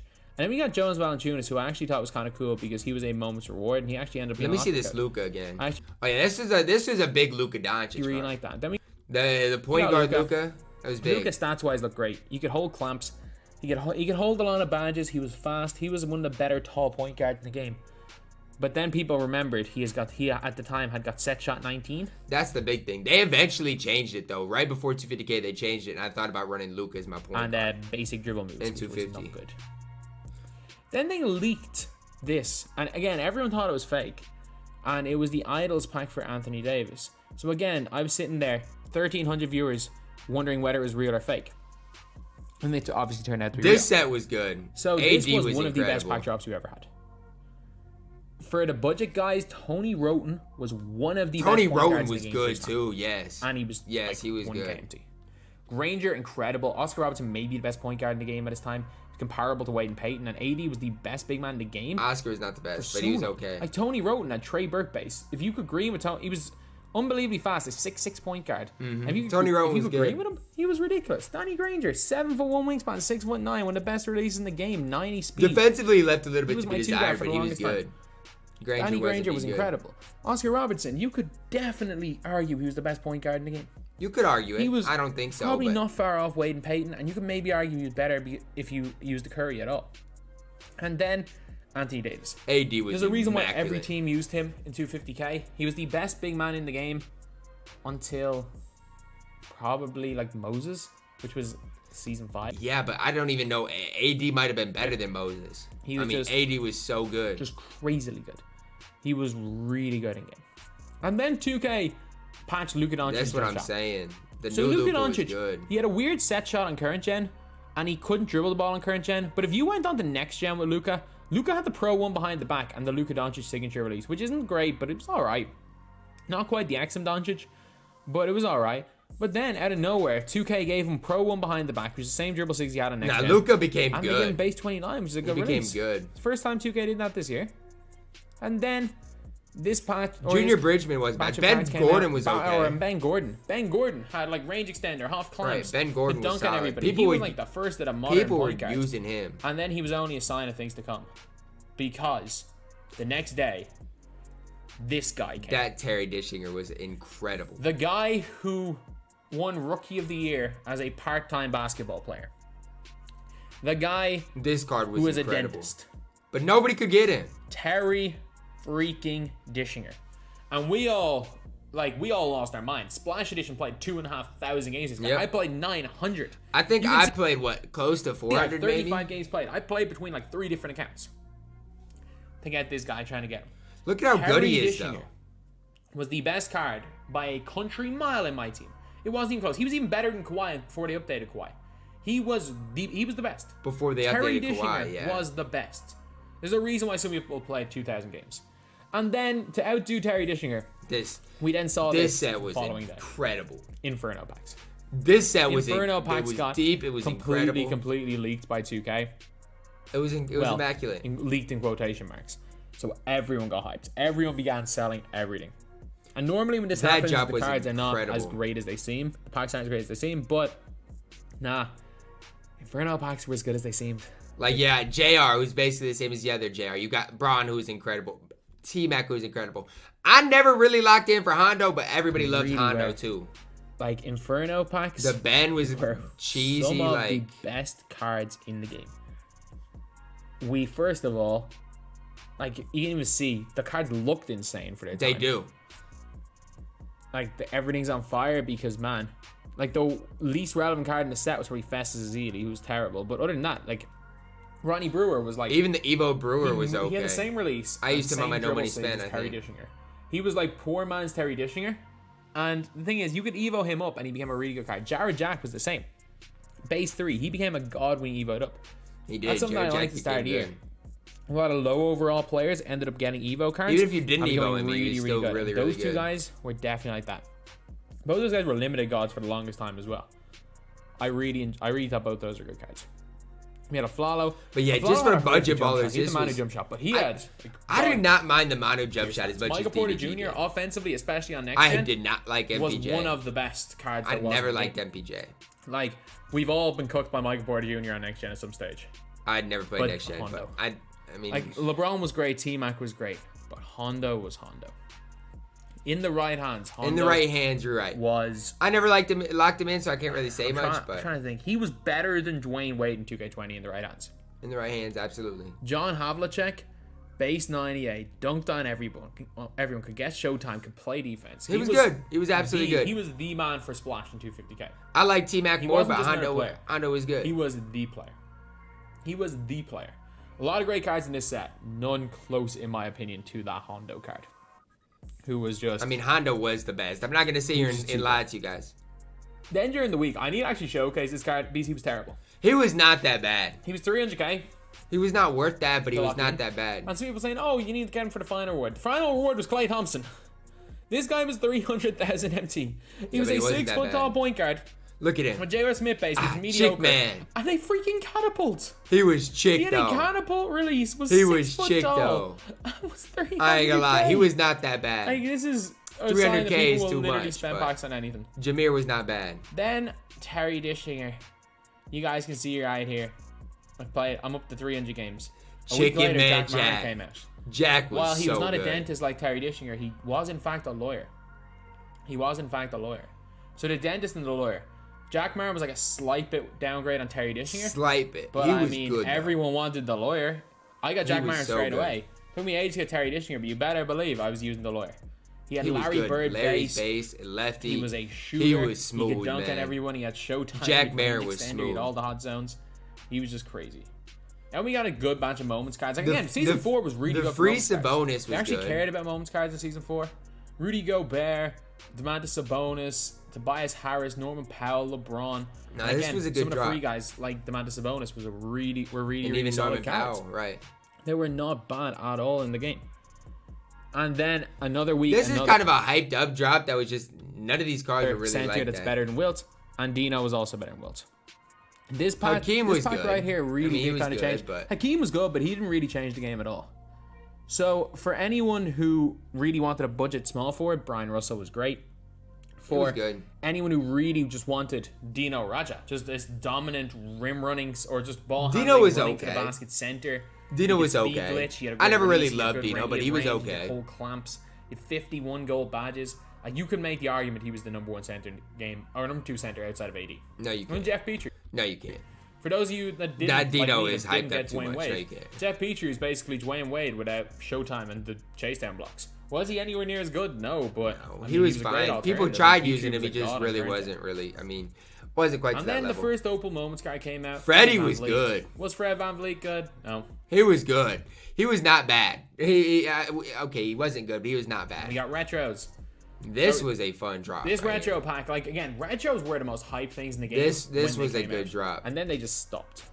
Like Steph Curry was just a clone of his other card. Got a pink diamond. Steph was literally just a clone. Bonga was just a Dope. 6'8" point guard He who was could hold every fine. badge. And Curry. Kobe wasn't great. Steph Curry was the same as the pink Literally diamond. the same. It was a little bit after the pink diamond had become outdated, which is why I don't even mind it. But I mean, it was before Fades or patch, and he was the best offline player on next gen. And then Lonzo was the best point guard in the immaculate. game. And it wasn't He close. was so good. Forget Wade, forget Peyton. There is no debate. There was no debate at the time. Lonzo actually started off with set shot 9, which was Right, they mad. changed it. And people complained so much. You can see here, set shot 9, that he ended up getting a Lonzo Ball release. I don't So he remember ended the up set chucking the ball shot from 9, the wrong honestly. side of his head. Yeah, but he was But chick. that release was a hell of a lot better than the weird set shot that his other cards had. I'm telling you, that was just I liked strange. I liked his Lonzo base. And then that weekend was the We also had Giannis and MJ in that 250k drop. tournament. I just literally trolled in this tournament. I got to 18th with like an hour and a half to go. I think my highest was like 11th. And I didn't match up with Vardo. It's kind of going basket for basket at this stage, but Vardo's looking to qualify. I'm not. I did not care. I was not going to qualify anyway. He was like 5th, so I just quit it out. Did ended Vardo up qualify? qualifying. I didn't Onside. remember. So it was our Xavier, who some people said he qualified with. Zen, I don't know. Vardo, Vista, Pep was too young, I think. So Nick made it as well. Gaming Guy was one off. King LeBron, he's in the comp community. I played him just the Victimized. other day. And yeah, they added a troll pink diamond in. They added They did. Byron back onto triple threat boards or triple threat vaults. They eventually made it easier to get Terry, but it And took I mean, a while. Splash got him like 5 times. They literally added in a troll pink diamond. Followed by This drop Zach wasn't LaVine, that who was bad. great. This was a Zach great battle LaVine was moments good. card as well, Kobe because White was Kobe good. White Boucher was Chris good. Boucher were one of the best point guards and one of the best centers in the No, game. this drop was followed by good. Zach LaVine, who All was the one of the way best around. cards in the game, way better than his other pink diamond. Then we got the Chinese New Year packs. These were fine. There's no other way to describe it because I can't call this a bad batch of You can't because Kyle Anderson was good. But if it wasn't for Kyle Anderson, it was Cards. bad. because Kenyon Martin was good. Yeah, I mean, For his time, Lynn was it good. was okay. Kyle Anderson was good. Lynn was good. not Lynn exciting. was good. You're right. These were Lynn just was good. a boring group of players. Lynn was good. And also, on this same day, Westbrook came out. Everyone was expecting Westbrook to be updated. Nope. Everyone was expecting Westbrook to be updated, and he wasn't. I got him on my own account. I regret it. His release was too It slow. was to just use. why would you even? Wasn't horrific. Russ in isn't gonna terms of play for unusable. people anyways. Then 2K brought out a code on Valentine's Day for Kevin Love.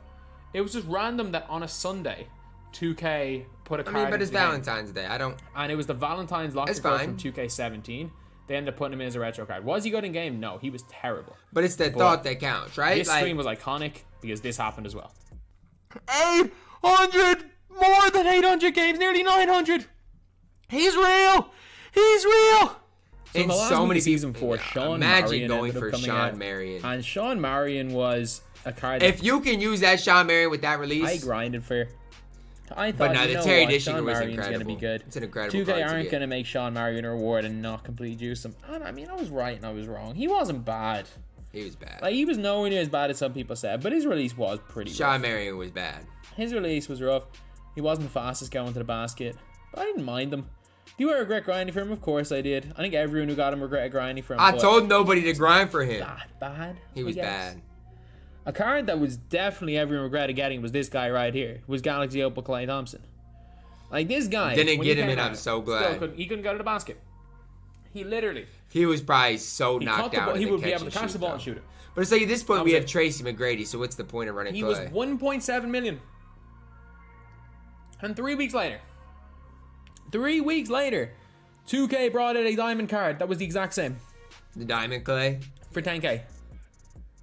Klay Thompson cost 1.7 million MT. Million. And he ridiculous. literally was just a catch and shoot player. He was knocked So down. yeah, that's though. how season 4 ended. Not that like an eventful season, but I mean, there's not many bad things you can say about season 4. Nothing bad happened. Goat versus goat. I'm gonna say this right now before we get into this segment. Y'all might never see another 250 like this. It's just the way it is. This is the first 250,000. No, I'm not trying to disrespect anybody who's played in it before, because obviously we were incredible. But this is the first 250,000, and it was over. Like, we weren't together. We weren't on LAN in the past. They were, but this is the most hyped up 250 we've had, and it's not been particularly close. Imagine if we would have played in person. So season 5 was mental. It would have just been incredible. Like this card art was crazy. Card art was fantastic. And like, I wasn't particularly excited because I'm like, look, I'm not that excited about card art. Like, well, I'm normally not excited, man. I was excited looking at this. This is the coolest trailer 2K have ever put out, and it's not even close. This is the coolest concept 2K have put out, and this season was probably the best season 2K have made. So coming into the season again, I got the dev blog a little bit early, so I had a little bit of time to wrap my head around it. So in terms of the rewards, there wasn't that many great ones, but they did say the drawn cards are some of the biggest undertaken, are some of the biggest things they've undertaken, as well as like saying the reward was great. Turns out it wasn't, but this set was nuts. Felipe Lopez changed the game for all budget players. Bob Sura was ridiculous. Austin Crocier was unbelievable. I never liked Crocier, 6'9", honestly, but he was solid. Who could play at the 4. I don't know why I didn't like him. We haven't seen more of like a just change in the game one day. They gave Luka Doncic X on base for some reason. Gave him half Showtime. Luka was too good. Gave him everything. He was too good. They gave Luka Doncic everything. Kevin Durant had everything. KD was too good. And then even like Lamar Odom and Gerald Wallace, they were just fantastic. Endgame 2K19 cards. Yeah, they're not endgame now, but I mean, I'm telling you, if you give Luka Doncic his release on very quick, like, you could still use this KD. You can still use that Luka. No, that KD you can absolutely still use. That other Luka Doncic, I mean, people still would be using him. That wouldn't be that much worse. KD, I think, was my best player. But yeah, in 250. this set was nuts, and in 250 was the next day. This 250k tournament was the best by a mile, and it was. That's what I'm saying. On the Xbox side, we had a crazy situation where one of the players had somebody playing on his account, managed to get all the way to the final face off against Ty, and then it turned out that he ended up getting disqualified, and the UMAD, and then Jomar ended up, who was out of the competition, ended up having to face Ty winning that one, which is crazy. And again, defense to offense nearly beating Ty early in the tournament was crazy as well. I think I won by maybe 4. Jomar versus Swaggy in the first round. That was Swaggy up by 3 points with 4 seconds to go. Jomar inbounds it, tosses the ball in, kicks it back to the inbounder, bang, 3-point shot to that was such a good send game. the game to overtime and win it. The PS4 side was even crazier. It was. We had hopefully it shows some highlights. First round matchup. I don't know if he will. Two of the greatest first round matchups in history, one after another. Onus versus Jen. Jen goes. They were pausing each other. That was immaculate. That was immaculate. They were pausing each other. Hits a 3-point, 2 go up by 5 points with 20 seconds to go. Flash pauses Onus. Onus then somehow makes a comeback, and on the buzzer, Onus greens a 3-pointer. And Flash pauses Jen right back. That was so great. And then Vista versus Zeb Warrior was 2 guys post-hooking each other, and it was won in 4 overtimes. I don't remember that game. I think I had to play during that, but tough games against like Splash did T-loading. But Onus versus Zeb Warrior went to overtime as well. Zeb Warrior came out of nowhere to get to the game against Onus. And Zeb Warrior, shout out to Zeb, man. He got trolled when he qualified. Everybody was making fun of him, and he made a run. So shout out to Zeb Warrior, man.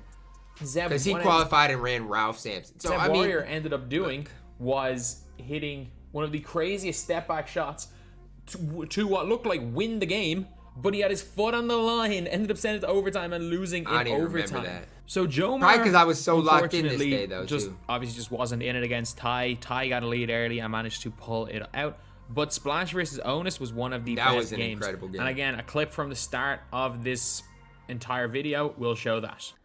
It's a dagger. He's looking and right before Splash got take over with Hondo, it was literally like a 1 for that game. 3. This is the dagger. And he's got it! That's the dagger. So then moments cards. I mean, 2K kept up with moments cards up until a point. They did keep up moments cards up until a point. And moments cards are something good for 2K. They should continue them, man. They should continue. Then this right here. One of the worst things 2K have ever done. So you can see right here, these are the France packs. And you actually need an original owner, Sekou Doumbouya, and an original owner, Killian Hayes, in order to get Fournier. I like this though because they were available in triple threat. And Fournier was incredible. Fournier was one of the best cards in the game. Right? Didn't they make him available in triple threat? Was he outclassed very quickly? Yes, but he's still one of the best. Fournier was good. You need VC only packs, which meant that not only was it behind a paywall, is that certain countries were not able to get this card. If you lived in a country where it was illegal to open packs, and there are a few of them, you literally could not get this card. So I made a big rant video. We got to change so that those two cards end up in triple threat. All's well that ends well, but it was a bad look. But it ended up being good because this we kept getting it week after week. And I mean, if you can play for him in triple threat, that was good. Like, people don't talk about this pack because Harden was the cover guy and he was terrible. Harden was But not Luka good. and Dirk, or not Luka and Dirk, Dirk and Jokic were incredible bigs. Steve Nash, dunking Nash was great. And we can't forget Malik Sealy's budget Kawhi. That and Malik KPJ Sealy was just carried fantastic. everyone this year in limited. Yeah, and then the Ruby You can't- KPJ was like- literally the best Ruby we've seen. Like, Don't that get me wrong- Ruby don't get me KPJ wrong, was just He wasn't fantastic. unbelievable, but KPJ carried everyone this year. Malik Sealy was a god. And then we got the funniest packs for the year. These were terrible. So it was Australia packs. And These were you know, terrible. for Australians, they have one guy that they rate above everybody. And it's Paddy Mills. And instead of putting Paddy Mills in the Australia packs, That's so true. they put RJ Hampton, who's American, and just played a little bit of basketball there. And then they made a challenge for the all-time Australia team. And Paddy Mills wasn't on it. They had Kyrie Irving and Hampton. Yeah, not that's Paddy weird. Mills. That's weird. And then this was just weird. This was just a weird situation. Because this picture was being sent around. I don't know who got sent it. I don't know how they got sent it. But someone was sent four hero cards and Luka Doncic by 2K. I don't know who it was. I don't know where this picture came from. I wish Is it I that could get relevant? No. sent that. But this is like the whole EA Gate situation. Remember when EA sent everybody the customer service packs where they gave them the like free icons and free team of the year cards? Where's I my don't know free what content, this man? was. I'm guessing it's Ronnie deciding to give all the best cards to a celebrity. But yeah, it was just kind of crazy. When it's the first time we've ever seen like 5 of them in one pack. But somebody be got nice. this. Someone got lucky, and I mean, if you sold all those cards at the time, you make more money than I've ever seen in my team on my account. I've never hit a million on any of my accounts for. I'm not gonna lie, in 2K19 I had so much MC. Like it was ridiculously bad. That's what it is. But that's for Spotlight another Sims day. then came out at a big time. So The West a Unsub lot was of people were immaculate. super excited with these guys. These guys actually came out the database the night before Right. they were meant to be released, unlike the other Spotlight Sims who all came out on the day. But these guys were good. They were good, not great. They were Wall good. was great. Unsold Dr. was J and Patrick fantastic. Ewing were useless. Allen Iverson was Allen Iverson. Most of the Pink Diamonds were Kawhi not wasn't good though. I Boogie mean, was just a downgrade version the of Pink Zedekar. Diamonds just were Like, not I good was overall. super excited when I saw Spotlight Sims, and I remember looking at these guys. I'm like, there's a couple of decent guys like Sidney Hughes and Wicks was good. but in general, Sidney Wicks this was is indeed not. good. This was not the greatest batch of cards, Not but at still, all. that didn't stop me from not sleeping for like 3 days. And we eventually got Wall. Expecting the video to completely bang like people that got first Harden and Kobe, and that got me like a couple 100,000 views. No, I got 20,000 views off the Wall gameplay. Was not worth not sleeping for 3 days. And was Wall good? Yeah, was Wall that great a month after I got him? And that's the problem. Yeah, he probably was. I mean, but still Wall great. just was not really it. An all-star pantheon. I remember this set in specific. Now, I don't know if I'm. Here's what happened, okay, guys. So I had an interview where 2K are trying to set up my 250K thing. Okay, they were trying to set up my like 250K. I had a hand cam that I had to use, whatever. And they went to like show me something on their screen, and they just had these players pulled up, and it had all these players. Like I could see the content we were gonna get, and then they said something like, "Pretend you didn't see this, Ty." So I couldn't say anything, but I knew this content was coming. Did I like they said 99 MJ, 99 Zion. Obviously the Paul George, Magic Johnson are some players I saw. I didn't expect it all at once though. I thought it would be like over a course of a couple of days. Remember, this was right before 250K was literally on, I think, the 6th of March. But yeah, this was a crazy content drop. Came out. Thankfully, they brought out Magic, who was maybe better than Wall. But thankfully, they didn't do it in 2K20 and just released a way better Magic Johnson than the other card we had. Then we had Ray Allen, who was the free card. I mean, that card right there, he got gassed up way too much. he was so good. This So good. this set I'll talk was about good, that but in it a wasn't little bit- that great. A little bit later. Overall. But first, when these packs came out, my team broke. And this is not just like, oh, servers were breaking.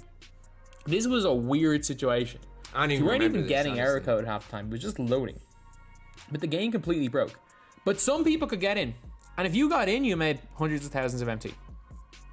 There was maybe 15, 20 people who were able to get in. Like Jacob, Max Sauce. And they were literally just bidding on players. If you had infinite MT, you could have made infinite MT. But it was kind of crazy. Some people were getting in. And it was like, they were bidding on everything. While the rest of the people were just sitting there with a completely bricked game. Not being able to do That's anything. wild, because I really don't remember that. Then the Ray Allen. This was the first like really easy, achievable agenda reward.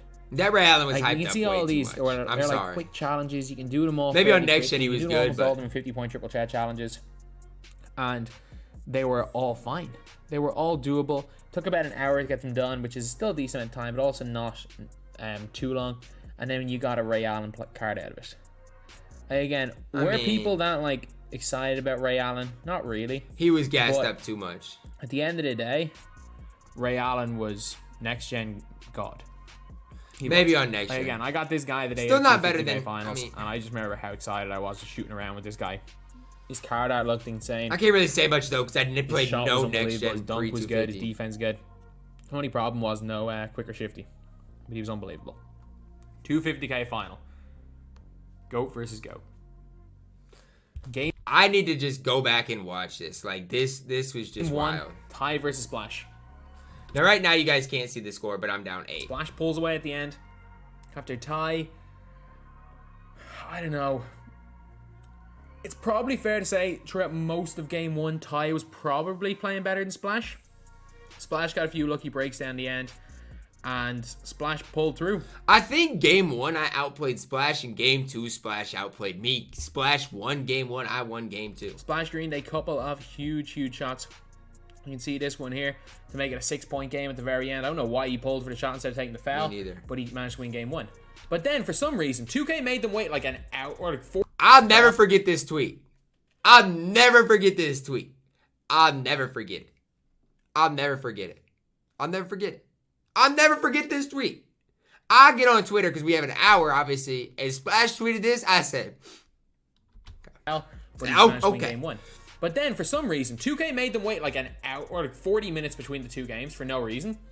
Just to keep Ronnie's face on screen. Like, at least they had Henry there for my team, guys. But, like, for some reason, like, they have Quinn Richardson and Darius Miles on, which nobody in their chat wants to watch. They want to watch Ty versus Splash. But Right. they have these NBA players making Ty versus Splash wait 40 minutes. The chat was completely that bad. Spamming DBG or we want Splash. Then game 2 happens. It's like 40 minutes. Ty brings out the headband for game 2. And this is a weird game because it's the exact opposite of game 1. Where for the first 3 quarters, in game 1 it looked like Ty had the advantage. Splash looked to be the better player by a mile in game 2.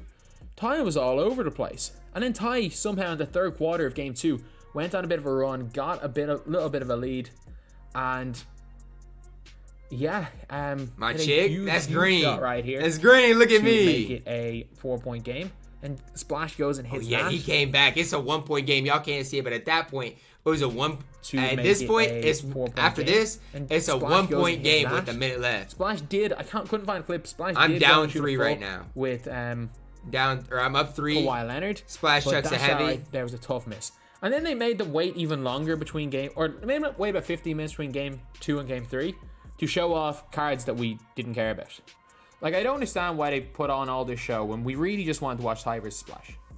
That's why I wish it was 2K, in person. if you want to get actual people to watch, if you want to get more people to watch your stream, please put me in charge of 250K stream next year. I'll sort that out. I was so. Game I'm up 3 was a 16 mad- right Ty now went in on the a big 3rd. run in the 3rd. Like, Ty up 12 at the start of 4th. But then Splash's players started playing defense, as he said. Splash got a couple of good animations. Yeah, and then he cut Players it to a played 5-point game in defense, the 4th. and he suddenly is back to 5 points with 4 minutes to go. In a minute, he's back to 5 points. He's on a 7-0 run right here. And then his players as well stopped playing defense. So this possession here maybe could have got a steal. He maybe could have. Maybe he was a bit late. Should have got a steal there. Got completely screwed out of that one. Green. And just like that, it's Green. a 9-point game again. Green. Ty That's goes white. and comes down and hits a white right there to make an 11-point game. Ty wins by 15 in a game where honestly could have gone either way. Goat versus Goat there. Congrats to both players. And Donovan Now Mitchell that 250 was the best 250 we'll probably came ever out. see Donovan or Mitchell was play. at the free. It probably is. Agenda Galaxy Opal. Objectively, it probably if you is. knew what you were doing, you could get Donovan Mitchell in like 25 minutes. Was he good in game? No, he wasn't. But he was a Galaxy Opal. His card art looked cool, and a lot of people. He's a free Galaxy Opal. So I really liked when 2K did that. At that stage at the start of March, he came out the same day as the All-Star packs. D'Angelo Russell came out as well as Donovan Mitchell on the same day. The All-Star packs were fine, but they weren't what they were the 1 year with the Pink Diamond Kawhi last year. Take quite a little bit longer to get.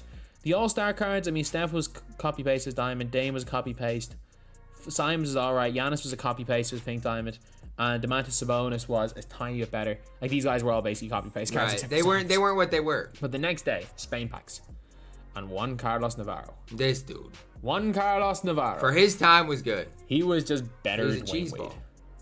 He was a cheese ball. 6'3", 6'10" wingspan. Wade base on quick. He was like Hondo, but a point guard. That's surely what he was. One Carlos Navarro was one of the best players in the game when he came out. 98 overall Opal, he was just tough. And then people started getting David Robinson. This I think Alan Bailey was one of the D-Rob was first not people to it. get him. As you guys can see in the bottom left-hand corner, at this stage, I had already lost the wager to Ty and had to shave my beard, which was not great. But D-Rob was by far the best center in the game. I mean, he probably was, but I never really liked D-Rob. I mean, it didn't last too long. It really didn't. Maybe until that Like, Friday, right? When Wilt we was got. objectively better than him a couple of weeks later, but still, he was the best When did center in the game when he Kareem come came out? out. So if you were one of those people that got the card, I'm myself glad. included, I'm glad I didn't get D-Rob. he's not a bad center. But I mean, I really liked D-Rob. Pro 6 behind the back, he had a good release. It just happened that he kind of just got outclassed very, very quickly, which is a bit of a problem. Then we had the last retro pack. I mean, these guys, like you can see 2,000 viewers. Obviously, people care about these. My thing retros. about the retros thing is, it's Problem like was, most of these there's no cards good are not cards in the good. set. That's Clay the thing. was basically a clone Cat's of the other okay. Dre was And okay. Clay was As well okay. as that, these were the last retros. Maybe people didn't buy them because 2K didn't put good players in them, but that was it for the year. And then, probably the best of the free hero Is this cards Clyde? was Clyde. Clyde was good on was both gens. a Better on fairly- next gen, fairly but easy player. good on Yeah, both just play gens. my team. Just play a certain amount of the game. And Clyde Drexler, absolute chicken release. Really decent behind the back. He was a great, great player. And he was completely free.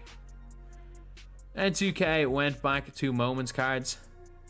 And the reason why I'm even talking about this, because at this stage, I'm going to stop talking about every pack drop because not every pack drop is going to have anyone of relevance. That makes This was on sense. St. Patrick's Day. 2K, instead of doing anything for St. Patrick's Day, right. gave us Robert Williams Moments card and said that was our St. Patrick's Day reward. You're kidding me. That's bad. Then the Galaxy Opal tournament. So at least St. Patrick's Day wasn't all bad. I mean, this should have been better than it was. Like, the ultimate reward, they should have made better than they It did. wasn't all bad. The Galaxy Opal tournament was not quite as hyped as the Pink Diamond tournament back in 2K18 because back in 2K18, the tournament was for a 99 overall. This was a tournament for a 97 overall, and there were realistically only 2 players that we wanted to do well. On the right-hand side, everyone knew Obi Toppin was coming out of that. Everyone knew Obi Toppin was coming out of the right side. But the left side, we all wanted Jarrett Culver because he had potential to be a good card. We knew Ewing would be terrible. We knew the rest would be terrible. Culver We all definitely wanted had his Jarrett Culver. potential. Instead, we got But it was so close between Ewing got a and Culver. bad Jarrett Culver. Then 2K brought out the St. Patrick's Day Idols pack. Did anyone care? No. Because These it was packs 2 were days not after really St. it. Patrick's Day. And not only that, they made it like a whole thing. Oh yeah, whatever, it's for St. Patrick's Day. Didn't even use the Celtics Kevin Garnett. Come on. That's pretty bad. But we did it. It was like 50.1% It was to close. 49.9%. That Jarrett Culver pulled first it out round against matchup Ewing. was so close Ewing versus was a Ewing, and I garbage don't man. know It was why literally a Patrick case Ewing of was the so 2K close. community trying to get Culver through. And then Culver didn't even win. But still, that doesn't matter.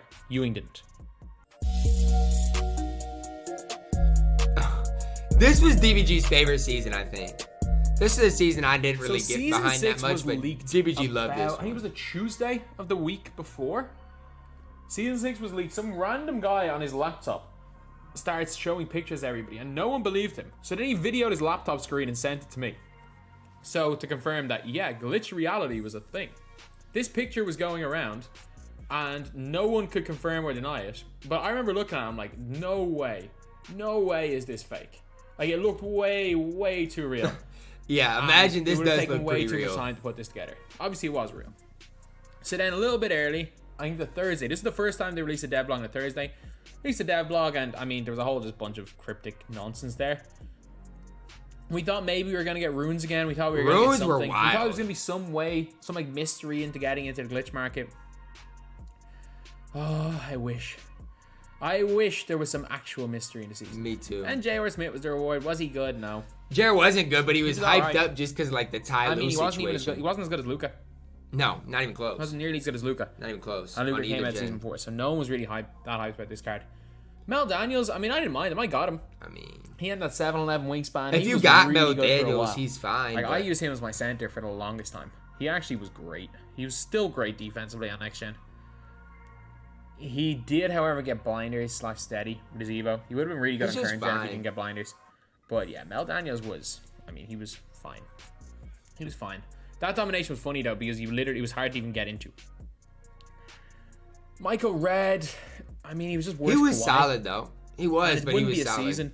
It would not be a new season without an exchange. These- award the that exchange- wasn't worth it. The exchange was Really, just a that's mess. just They need every to do season what mistake. Madden does. Like, some things in Madden are not bad. Then we had just a lot of decent cards in those radioactive packs.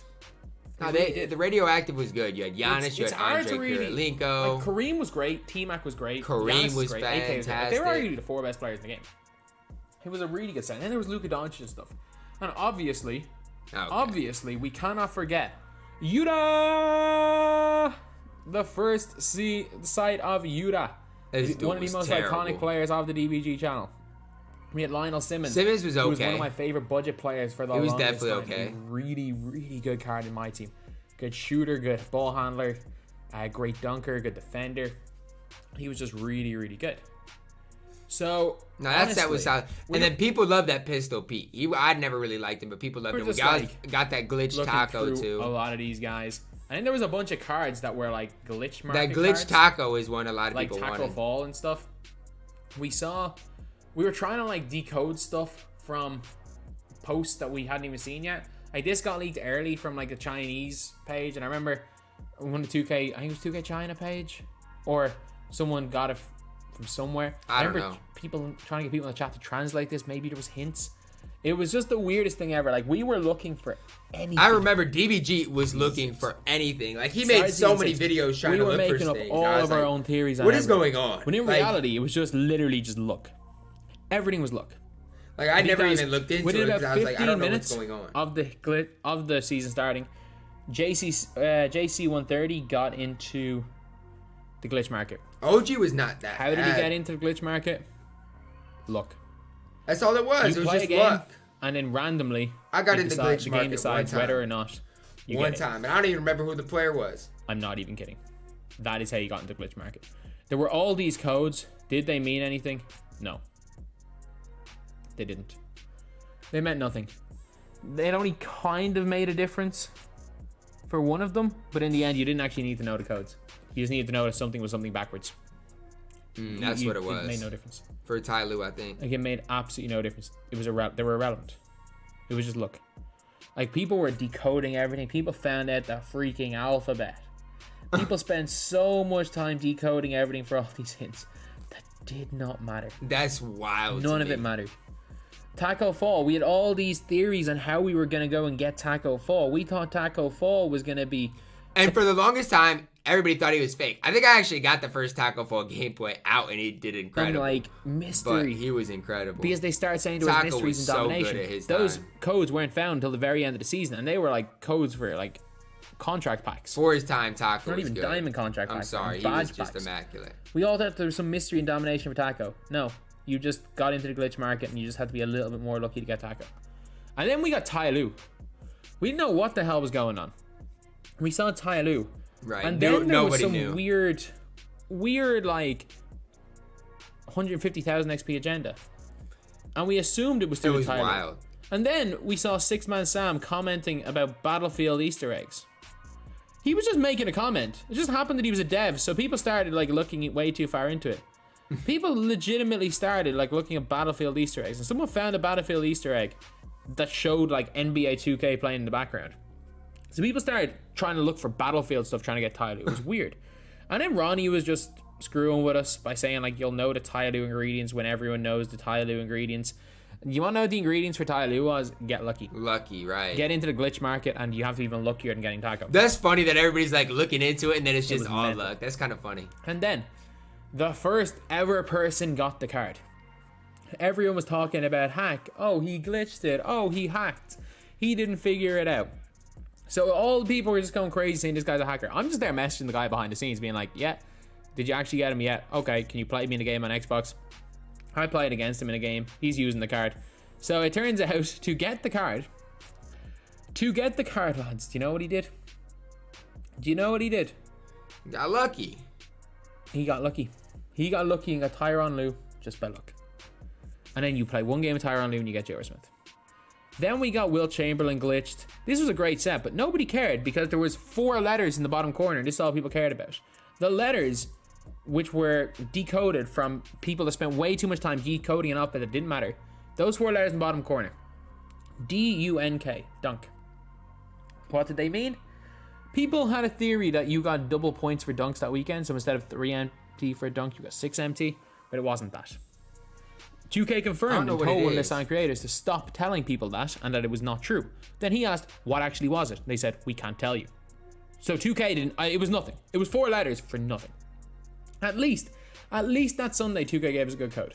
This was actually really is good actually for maybe it's for this type of a code. I don't know. All these dudes are dunkers. I don't know. Mason. Don't ask me. Larry Nance were fine. Like that Zach LaVine ended up going for 12K. He was my 2 guy for the longest time. That's wild. I don't even like a lot of these stuff. I don't even know. And then the final we all hoped for. It was Culver Culver and versus Toppin. This was the final we wanted. I was easy. I wanted Culver to win. Toppin won quite comfortably in the end. And then the first time anyone actually got a Tyronn Lue that wasn't luck was by typing in that Easter code backwards. Right. I'm not even kidding. I remember this. Like, there's no mystery about it. They just did it and it worked. Like, it's not like that wasn't solving a mystery. There wasn't like something that they solved and then realized that's how it works. No, it just happened. So then, that's so basically, wild. I played a game. That's with even kind of luck too, though. And people were saying, "Oh, if you use Tyronn Lue, you get J.R. Smith." I didn't know what you had to do. I thought you'd have to do something with Tyronn Lue. But no, you guys can see on the load screen right here. Look at how long it's taking to load. Out of absolutely nowhere, he suddenly is level 40. He gained 150k XP. That is so wild to me. Yep, by just typing it around. And that was probably the season I disliked the most. This season was maybe the season I disliked the most. And then the freaking Joel Embiid bicep. Oh, lads. So 2K posted a picture of Joel Embiid with a code on his bicep. And what ended up happening was... I'll never forget it. Everybody was like so hyped up about this. I personally didn't care that much because I didn't want JR anyways. So everyone thought it was like this super, super great locker code, and we would all we'd get Tyronn Lue if we got the locker code. Turns out the locker code was for like a badge pack or something. Or a shoe. It was a shoe pack, I'm pretty sure. I'm pretty sure I got a gold shoe out of it. Like, we couldn't see it. And then 2K, the reason we found it was 2K put a really high-res picture on their Twitter, and it was found in 2 minutes. Even the devs are there actually intentionally screwing with us now. But like, there was literally thousands. It's funny because 6 Man Sam just goes and trolls. Looking at Joel Embiid's bicep, and in the end, it was for nothing. It wasn't some like elaborate like mystery. It was just 2K did not put the picture in high enough resolution. But I mean, everybody can't just assume everything's Ty Lue either. At least the next day, Danny Ferry came out. This card, Danny Ferry was like Terry Dishinger equivalent, and by that I mean Danny Ferry is still my small forward. This dude was different. This card came out in April. Danny Ferry is my small forward, and it's in August. If I were to, I was going to. He run was double literally ferries. so good. Well, I did. I ran double ferries against Denverstruck. Danny Ferry is still one of my best players in the game. He's still a top 30 player in this game. Okay, I don't think he's top 30, but he's still very good. Like he's still very, very good. I don't know what they were doing. And that Friday, released out of position packs. That Kevin Durant was immaculate. Grant Hill was immaculate. This was a crazy Friday, by the way. This was an absolutely crazy Friday.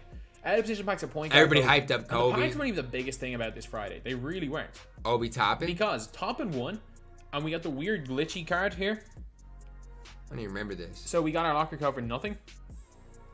This is the Toppin locker code, by the way. And look what I ended up getting. Look what I ended up getting. Nothing. What in the world? I don't remember. I must have not typed it in right away. Nothing pack.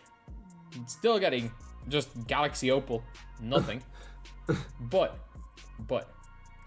while we did just get Galaxy Opal, nothing, we backed out, went back in, and we ended up getting our Obi Toppin. And Obi was Obi fine. Toppin was one of the more average cards. He was fine. He just wasn't great. I did use him. I didn't use him for long, but I used him quite a lot that weekend in MyTEAM Unlimited, and he did help me out a lot in getting Paul Millsap. And this was one of my favorite things. Millsap was good. It was Wrestlemania Weekend. Win 12 games of Unlimited, play 12 games Unlimited, 20 TTO. Now, this was something I liked that 2K did. You got 4 at the time really good cards. They did this again later in the year, and they tried to do it like 2 weeks ago, and it was a disaster. But this was great at the time. Dude, I think once a month they should do something like this next year. No, it was definitely very good. But and then we have got moments cards. Jason Tatum was good. The reason why I'm talking about these is because these are the last moments cards we see. I think Tatum for was like okay. a month. 2K had kept up to date moments cards until this day. They really just stopped after that. Then we got Ron Harper. And Ron Harper was fine. Ron was good defensively. He wasn't bad. He wasn't great. No, obviously he's not the best point guard in the game. This is the start of what I call the disaster. This is the sabotage period. So 2K releases idols packs on a Friday, not knowing that we don't care about idols. At this stage, idols were not getting any hype. If they had made the idols better, then maybe, but the idols drops were just terrible. Then they brought out Culver. So everyone thought, oh, there's going to be a Jared Culver locker code. That's cool. There's going to be an agenda for Jared Culver because he's terrible. Like, they give him no hot zones, and Culver was not really good. They gave him worse dribble sakes than a Silver. So, like, he was terrible in game. So everyone's like, oh, he's going to be locker code. Nope, he was completely look-based RNG card. So everyone was angry. I mean, I didn't get that mad about it. This drop was tried to make up for that with Warped Reality, which was the most just broken set I've ever seen. This set was like, there's a time and place for everything. There was like this Warped Reality set did not need to come this early. Like, there was no reason to put this guy. I mean, just in the think game we got Bobo. Like, you still we got see this Ben guy Simmons fairly often playing in MyTEAM Unlimited, especially on next gen. You still see this guy. He's immaculate. This guy is not that much worse than the Invincible on next gen. On current gen, night and day difference. But like, he's still one of the best cards in the game. And Simmons was in this set as well. Simmons was so ridiculous. Then they brought out John Collins the next week. I mean, all these glitch rewards were out. just not really it. They're irrelevant. I'm not even going to be talking about most of the packs from now on because every card can do everything after those Warp Reality packs. This was another RNG card, and this is worst card I've ever seen. You can't even make it. You would not know it's John Collins without seeing the name. And then we got this day. Maybe this is the Tatum I like. Such a bad end like. to the season that they had to do something. They gave us a free locker code, Opal. They gave us 2 Dark Matters in packs, and they gave us Tony Kukoc, who was one of the best free cards in the game. They had to do something to end Season 6. Season 6, it may not sound as bad as it was, but trust me, it was a disaster. I hated Season 6. I hated it. Oh, this was the quick season, huh? So Season 7. This was a season that was big. Because Season 6 was just the weirdest I thing hated ever. Season 6. And the only thing I got was 150k XP. I will say the rewards in Season 7 and they were like, oh yeah, we're just going to be giving out a bunch of free cards. I was like, oh yeah, great. Fan favorites came out. This drop some was decent good. cards. Pokushevsky. I liked Poku. I didn't mind this. AD was good. Don was good. Jonathan Isaac was good. Covington. That's probably why I liked it. We got Covington. And then we ended up getting quite a lot of XP. The fact is, you get Vince on day 1. So SB ended up getting Vince straight away. Yeah, but Vince wasn't really good. So it's like if you were like on the grind, you could get Vince. I didn't get Vince, but I'm kind of happy about it. And this was really cool. Wasn't really good. TyDeBo had a dynamic duo that made him a dark matter if you put him on with J.R. Smith. I wish they gave everyone TyDeBo because it would have been good for those guys grinded J.R. Smith. But I mean, if you got lucky and got TyDeBo, you got his dark matter anyway. Nobody's using that card either way. Season 7 with all Hall of Fame badges. Like Season 7, it was a boring season. There wasn't that much that happened. But like, it was good. Like, the Hall of Fame badges were good. Especially after It season was cool 6. giving out Season Hall of Fame 6 badges was for the terrible. first time in the token market. Doing it 4 seasons in a row wasn't great. These packs right here were alright for people who wanted to open them because they were super packs. You could, for the first time in the game, you could actually open super They were packs fine. with VC. You could actually with empty, Empty. not just VC. They were fine. And in this right here was a concept I wish we saw more of. Yeah, this was Gary fantastic. Hart- You put the diamonds on triple threat boards. They lock in for and Alex Moody are English. put into triple threat This boards. was a And then if you had an fantastic original idea. Gary Hart and Moody, you got Alex English. And I then don't know Russell who Westbrook came up was with this unbelievably idea, but good that concept. idea Like, needs- This is something I think we need to see more of in 2K22. Absolutely. This was great. Absolutely. really This was was great. fantastic. And what they did with Westbrook was he already had a Dark Matter card. He was expensive, but he wasn't spectacular. But if you spent the time evoing, probably took about 5 or 6 hours. If anybody You did could this, turn I'm your sorry. Ruby Westbrook Like, I'm sorry. into the Dark Matter Westbrook. I'm Was sorry. it the greatest card in the world? No, No. but for Westbrook fans, I really enjoyed this. It was for the triple-double record. I actually really That's fine. think that what I'm they pretty did sure on they that made day that was super hard at perfect, and first. We need to see a and little then more of that in and then 2K22. They made it easier. Then, another thing we need to see more of in 2K22. 2K put out James Donaldson, who really was not great. He was not great in game, but there was a catch. He was a free locker code card. But if you did a bunch of agendas, you actually got a reward, untradeable version. Oh, Luka Doncic. I was wondering where he was No, going Luka there, but Doncic that's quantum true. card. That's true. So you completed all these challenges for Luka Doncic. A lot of them needed James Donaldson. You got a really good point guard. Yeah, that for was free. fine. I That really was like fine. that because he was a little bit old. I like it. Then Invincible cards came out. These powerful players represent some of their greatest ever NBA players. Like, we all knew it was going to be GOAT cards. Seeing all the people saying 10-minute video. How long is this video, lads? It's definitely longer than 10 minutes. But, yeah, we all knew what Invincible cards were. And this set was what I like to call the tactical downgrade set. The only cards really, like Ray Allen, Magic. This Dr. card J, was not. outside this of the Dark set Matters, was not all these good. other guys were basically just tactical downgrades of better cards. Which is a bunch of huge names. And they all just got cheap This set alternatives. was not good. Even And the Duncan, Invincible cards, Kevin Garnett wasn't none good. of them were Kobe spectacular. was good. Kobe was good. Kobe was Kevin solid Garnett's first alright. time. Duncan's not great. And Spotlight Sims came out the next week. This was fire. So they basically said triple threat Spotlight Sims, all games to 21, 30 Galaxy Opals, 3 Dark Matters, and 1 Invincible Bill Russell. This was I got Bill super quickly too. I was so happy. I think everyone was happy. I'm pretty sure the night before, because we thought we didn't know what was gonna happen. There's like 4,000 people on my stream, people waiting. This was huge. And then when Triple Threat Spotlight Sims came out, a few cards came out in packs that day, and people all forgot about them. But No, this was a good 2,500 drop. people in one. Yeah, because the Embiid came out this day and nobody really paid attention There were to a him. lot but of he was really solid. good cards in this, like Manu, Tyreek Evans. There were a lot of And good then obviously cards, Bill but then Russell's obviously incredible. Bill Tough was to get, just but the really highlight of everything. And then we have this pack right here. So you got This Bill was a good Russell, drop. and then arguably James Wiseman was better. If you're on current No. gen, obviously this James Wiseman probably is not as good as he is on next gen. Not even But this set was close. insane. Kristaps, Wiseman, Mchale, Kristaps. Paul George, insane group cards. And Mikan came out. He was the first agenda. And I'm fine with this because Mikan wasn't great, but he Matter was a as far free as I'm aware. card. So, I mean, He came out and he's Steve not Nash good, came but out. he's I a can't free remember which one card, came so out first. it's not that deep. But But he was really easy. Like, he took about an hour to get. He was a really solid center. He wasn't great, but he he wasn't bad wasn't. But either. that's what I'm saying. He's not He was- terrible. he's a So if you perfect- just got he's the the game, I perfect mean, thing. he's a decent And like card. that's the way season 7 kind of was. Like, I'm not going to talk about like everything with the Steve Nashes, the Rod Stricklands, the point guard Zions. It was like every day there wasn't something in packs. We got like something to with the agenda or Yeah, roster season codes. 7 was Really, like, fine. kept us playing the game. It was fine. And then out of position, we found out position packs were going to come out. Out of position packs. These out of position packs, I want to rename them. These are out of position 2. I want to rename them the 6'9" point guard pack. Because, let's say, Boris Diaw, a 6'8" point guard. Batum was a 6'9" point guard. Just Then all these Larry point Bird guards. was a 6'9" And that point Pete guard. Diamond Josh Ben Smith was was a good. 6'9" point guard. LeBron was a 6'9" point guard. Boogie was a 6'10" point guard. It was really, really weird. But what 2K did as well, The just rewards like the were first good. edition packs, they brought in the LTE challenges. They were good too was for crazy. like Christian Wood. Like, this was like one of the last days, kind of one of the last Obviously, things yeah, of season. we had the 7. Obviously, TJ I think Warren, on the Monday, too. I think Zion might have came out, then Nash might have came out coming into the last week. But no, I did But like season 7. I did. It wasn't like any crazy After season events, 6, like season 6, 7 it wasn't this was a ultra hype. big upgrade. But every day It there was was a a reason lot to log better. on to the game. Nothing bad really happened that season. This was the best season in terms of reasons to log on to my team. I think agree. anyone can be upset with this season. Season 7 was And good. yeah. And it was full throttle, so it was quick. I liked it. It was a wedge between the two worst. Let's just say that much. I liked it. This was terrible. So bad 2K now hates me. I want to see what happened with this. So, Was Trial bad, of though. Champions. This was a disaster. Initially, in the Utah Jazz picture, they put a logo from a very, very controversial, for lack of a better word, Yeah, it political was- group based in Germany. Back pre-World War II. Or back during World War II. But yeah, that was kind of weird. But this dev blog was so much of just waffle. It's hard to describe it. Like, they didn't say anything in the dev blog.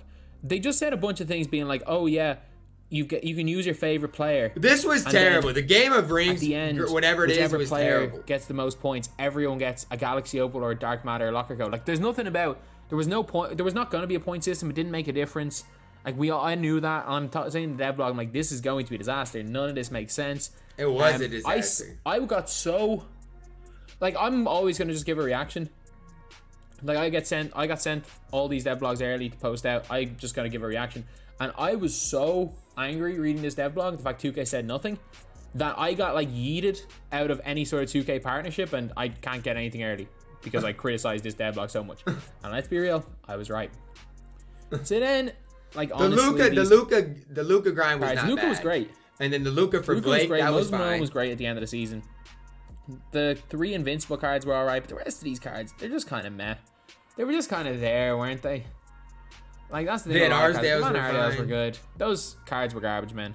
They really were.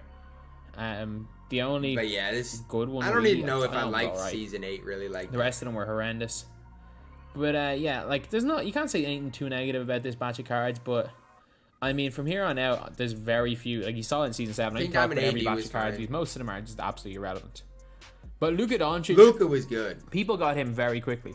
The reason why people got Luka Doncic very quickly was 2K basically held Luka Doncic hostage over whether The you tokens, right? want to You had to have a bunch of tokens. spend your tokens or not. Right. So if you refuse to pay the ransom, of was it 50,000 or 40,000 for 1,000 1,000. tokens for 40,000 XP, you weren't getting them unless you pay the ransom of 40,000 tokens. You weren't getting Luka early. But if you need had tokens, I mean, you could really Pay get the ransom through. would You, take like you 7 could or get 8 through it hours extra, so but I mean, so easily. Luka was basically the other Luka, but better with release them very quick. Then we got a Reggie Jackson lottery code. I mean, Reggie wasn't good, I but mean, it's like this code was fine. it's like at least they're giving us Wasn't it? free stuff. I mean, it really was fine. He wasn't very good. It wasn't a great guys. card, but I mean, it was a moments card, I guess. And I mean, 2K really were slacking with moments. Then we got season rewind. This is the only time I'm I talking don't about season mind rewinds season all season. rewinds. I did not mind Because these. They were just irrelevant. I mean, you could say that, but Josh Jackson's fine. Absolutely irrelevant. Some of the cards were alright. but, Jimmy like, Grant's fine, the only Wendell thing that Carter's they were relevant fine. for was stopping people getting Blake. I mean, they were just expensive, but they were I fine. remember I thought that this was a joke. I thought the season rewind reward was a joke. Now You know? the joke part about it is how bad the original owner cards are. So the cards you could get for free were Mason so Plumlee, and he was bad. A season 1 level card. That's the problem. His guy was not even as good as season 1 Bill Lambier. Yeah, I'm gonna some say of these that cards Bill were so Lambier was better bad. than this card. He was terrible. He was worse than Ewing from season 2. I thought it was a joke, but it wasn't. Then we got Idols Kawhi. packs. Again, Idols packs came out I midweek. mean, this I'm was a gonna pretty mention now, decent they drop. weren't great. They weren't awful either. Pretty They decent were drop. just kind of fine. They were better than them on Friday anyway. Then we got the first of the Don't get me rewards. started on Trey Young. The Don't first get me of the started about weekly this login rewards bum for Trey Trae Young Young. card.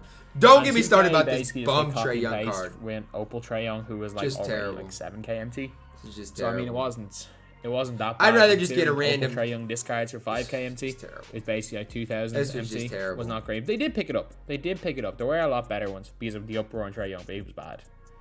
Then 2K for the second time in 3 weeks brought out of position packs, and you We would had the never guess what. 7-7 Manute Bol. There are. That's shooting guard. 9-point guards. AK still one of Yeah. the best cards in the game. It's Lamar, position packs, isn't I it? didn't really like Lamar like game that. of But a rings lot of event. people liked him. This was a disaster. This was game of rigged. There was no leaderboard, and 2K kept putting in challenges. First of all, they said like it was going to be on Triple Threat Battleground. They started talking about, like they mentioned plenty of times it was only in Triple Threat. Then halfway through Game of Rings, they said, oh no, all points in limited count as well. Yeah. And no one even This realized is points in bad. limited counted, but apparently they did. This was bad. Like, people were just going up and down randomly in the rankings. But, like, Dame Lillard was number 1, but yet he was the only player who was not in the team of the week. Make it make sense. It didn't make right? sense. Just It made no sense. Zion Williamson was first after, like, halfway through, and somehow finished last. Despite the fact Simmons had been last the whole way, and somehow Zion went This was like just third a to mess. last in the last one. It didn't make sense. It was rigged. And everyone was like, okay, it's rigged so that we get CJ McCollum. They know no one's buying packs for CJ McCollum, so it's rigged to give us all CJ McCollum. But no. Look and look who we get out of this. It was in fact rigged Look to who- give us Yusuf Nurkic, who is they useless. just gave us in Season 6 a pink diamond of, and they were basically the same card. The game of rings was a disaster. So similar. guys. I It just said was screw a it and used my disaster. gameplay. I recorded an intro and I just used my gameplay from the pink diamond card. Like, it was mad. I don't know why they did it. It was so off. They should have just given CJ McCollum a card. It would have made it all so much easier. We would have And been fine. We Nurkic would have been a was little bit terrible, more so we bad, but I mean, grinded, Nurkic or was bad and he was people copying bad. grinded for a card that was awful. terrible. And then this happened that same day. Oh yeah, this was a Same thing day, the last Galaxy year Opal, too, I think. Patrick Williams. 2K put this out in the game. The good old Galaxy Opal Patrick Williams. Patrick Williams is looking well. Patrick Williams is looking well. That's all I'm going to say. It's just And funny enough, How do you do Onyeka that? Okongwu was a woman as well in his picture. The last 2 years, Onyeka Okongwu has had a WNBA player as his picture. They also, on that same day, put out a typo and said Galaxy Opal Michael Porter instead of Michael Cooper. And everyone was going crazy saying, how can we get Galaxy Opal Michael Porter? just The a next day, mess. I said it in a video and I was like, something's wrong. 2K says 0 of 2 instead of more mystery players. People are going to be able to lock in for a mystery player, which they could. People locked in for a mystery player. So people locked in a set of 2 players for a mystery player. And what ended up happening was, this guy had just had 2 guys, like, were you mad? Or why are you mad? Just had 2 players locked in. This is And he over never the got course. This anything? is like in 26 hours. All it is. So the Game of Rings BS. Michael Porter. Yeah, this is a Gabby Williams disaster. instead of Patrick Williams. And then this. This is all in like the one day. This is all from like Tuesday to Wednesday. Within a 26-hour period. They made like 10 different typos and other stuff as well. It was crazy. It was crazy how many typos 2K started making in Season 8 and Season 9. Then we had Beyond Level 40. The Blake Griffin was longer than I thought it would be, but it Actually wasn't not too bad, except for the fact that you literally needed... There was a paywall behind it because of Season Rewind players. They actually You can say there's a paywall behind it, but it still wasn't bad. I mean, they didn't end up being that expensive. upgraded at the end after of the season year- the end of the the season when Julius Randle won Most Improved Player. They updated Julius Randle card Right. and made him a They dark just matter. They updated couldn't it. upgrade his badges, but at the same time, I kind of like that. I actually don't think that was a bad idea. I at mean, all. it's think not that a was bad cool. They might- idea, if but they do something he's like that in not the really future, that would be usable. very nice. I just wish people could not apply Same days that. they gave out. They just make Clarkson everything and easier. Gobert. Then Clarkson and Gobert not were really just a that relevant, disaster. but they did start putting in invincible cards into idols. But I mean, they weren't that relevant. Idols were the best not. midweek packs though for a They while. were. I will say that. Then finally somebody got Jason Tatum. The guy who got Tatum, I got a gameplay out with him. He told me that it cost him $10,000. That is Cost wild. him 10 grand. And my thing is, like, it's one thing if this player is a very good player, but And it's he just Jason said he Tatum. had the money and decided for 1 year because Tatum was his favorite player, he was gonna get it. And like the guy messaged me being like he regret, like it was a regret. He's not doing it again. He just wanted to do it this 1 year, which is fine. But Tatum is fine. And that's the thing. For He's just fine. 10,000 for a card that is, for lack of a better I word, do like fine. his release, though. Like they should have just made him a go card. They should have just made him a go card because like there's actually a better card than someone that costs 10 grand to get. And Splash Zone cards came out. I mean, Splash Zone, It was really Free bobo. Invincible was I good. mean, Like some of these guys were good. Like Weber was good. Michael Porter Jr. was the gatekeeper. However, the lock-in reward was Bobo. the best card in the game. He was. Splash Zone set itself wasn't the greatest. The gatekeeper is still the gatekeeper. But lads, That Bobo was we just all know how good ridiculously Bobo was. We all know how good that pink diamond was. But lads, this card was different. This card was different. He was the fastest player in the game on both gens. He still is ridiculously he could good. shoot. At the small And forward position, he's the best difference card in the game. between this Bol and the other Bol is he can play small forward. And you might say, oh, that doesn't make too much of a difference. At the time, I was like, oh yeah, you know what? It's not the biggest deal in the world. Now it is. But when you see the centers that came out, yeah, it's huge. Then 2K said, tag the best My Team player you know. And I'm obviously tagging week 1 me. Who else is win 250 straight? Look at Ronnie says, how do I take myself? And I said, I'm laughing so hard at this, and he got ratioed. Best My Team player you know. And I'm obviously tagging That's week so 1 me. funny to me. Who else is win 250 straight games? Then prove you're the best starting tomorrow. So everyone thought it was going to be some new tournament. And it turned out to be Spotlight Sims. So people were looking at these thinking, there's Taco Fall Invincible. These need to be so difficult. Otherwise, everyone's running around with Taco. And they were difficult. And my God. We want them to be difficult. They were so much worse than we thought. The Invincible Challenge. The gold, like that challenge is just... This is how bad the Invincible Challenge was. After 15 hours and 65 attempts, this is how I managed to beat it. They didn't get it off. Let's go. Let's go. And that's how this everybody is taking was. like 15 hours. It was Actually, nearly no, impossible. Not realistically 15 hours. This takes 7 hours, about right, but 10 hours. That Friday, USA packs came out. I like basically USA what packs. USA packs meant was that all the great Invincible players, all your great players, just had a cheaper version. Talk of about almost tactically downgrading That's DBG. Here basically you it. go. It was like a modern Enshrine set. Duos were just 2K terrible. brought out a whole bunch of duos. Duos For the are sole a mess. reason that they could put them in super packs. Because they didn't do anything. You can actually make duos do something in 2K, but 2K decided nah. For guys like Trae Young, instead of boosting their dunk, it's just going to boost their 3-pointer from 98 to 99. 2K were so lazy with this. It's bad, just yeah. to get money out of Duos people. are bad. And the final Idols packs came out for Nikola Jokic. Penny was and, okay. Jokic didn't Isaac even was have okay. quicker shifty on next gen. He had slasher dribble style, which made him borderline unusable on next gen. Jokic was However, not he that was good still on pretty either good on current gen. gen. He's fine on Like current again, gen. but he's not. I did a gameplay with the card. He was nice on current gen. He's It's fine. not like he was a bad player at all. He's just not the but best card at in the game, and that's the problem. Same time, he was not great. He really was not great. I know people locked in from, but he wasn't great.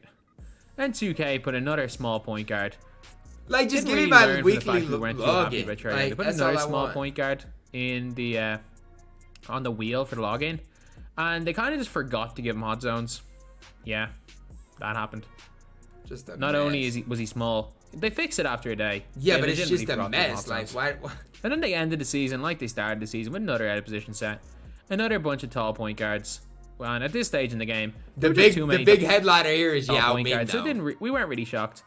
Like, we weren't even that hyped because I mean, yeah, it was great, but I mean, Taco was already there. Yeah, but you had to get, like, people had to grind for Taco. And if you didn't have Taco, Yao was another option. Yeah, season 9 was a disaster. I'm just gonna tell it like it is. Season 9, lads. The Season last 9 was a 3-week disaster. season. Out of this world. The It's just a Space disaster. Jam That's the best way impact. I can phrase It's it. hard to believe this was 3 weeks ago. It really is.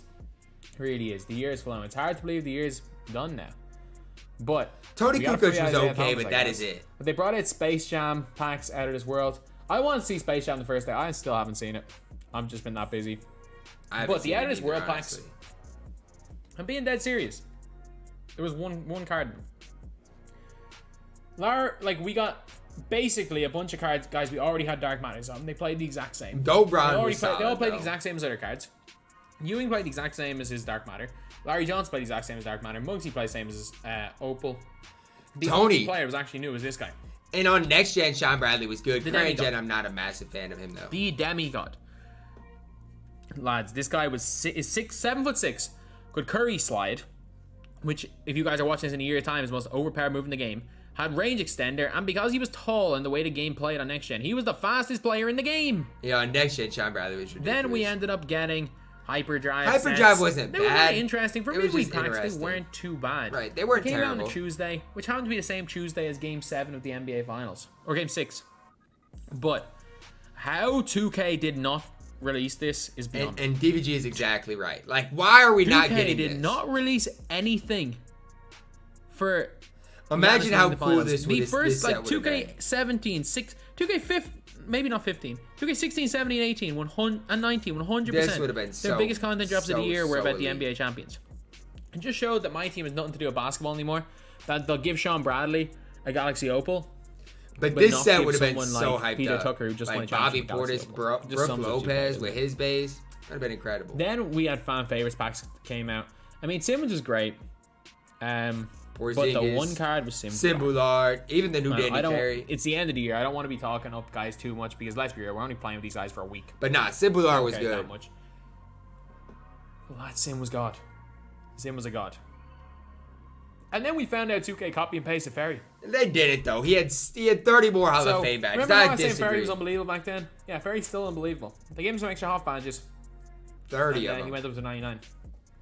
Like almost same card. A couple of half badges that mattered, but almost the exact same card. And funnily enough, you couldn't use dupes of any other card in the game, but you can use dupes of the two cards in the game that were literal copy and paste of each other. You can use the Danny Ferries together, which is just of all cards in the game that you're able to use duplicates of, it happens to be the two cards where 2K have literally copied and pasted. It's mad. That is kind of crazy. Then 2K started with these super packs were just 2K just started bringing out terrible super packs and charging 11,000 VC for them. Didn't matter how bad they were always 11,000. Like season 1, like these were just then terrible. A Reddit detective found out that, for lack of a better word, it was someone on Reddit. They found out that the wheel spins have been rigged all year. And it's an interesting one that, like, even before you spin the wheel, like, it's not even a real wheel spin. So how much power you put on it doesn't matter. Nothing matters. The wheel will change midway through. Your reward is predetermined. So if the reward is predetermined, 2K, please take out the wheel. Please take it. If the reward is predetermined, the wheel doesn't mean anything. We kind of knew it because nobody's getting the Invincible Shat. Please take it out, 2K. And then 2K banned hundreds of people.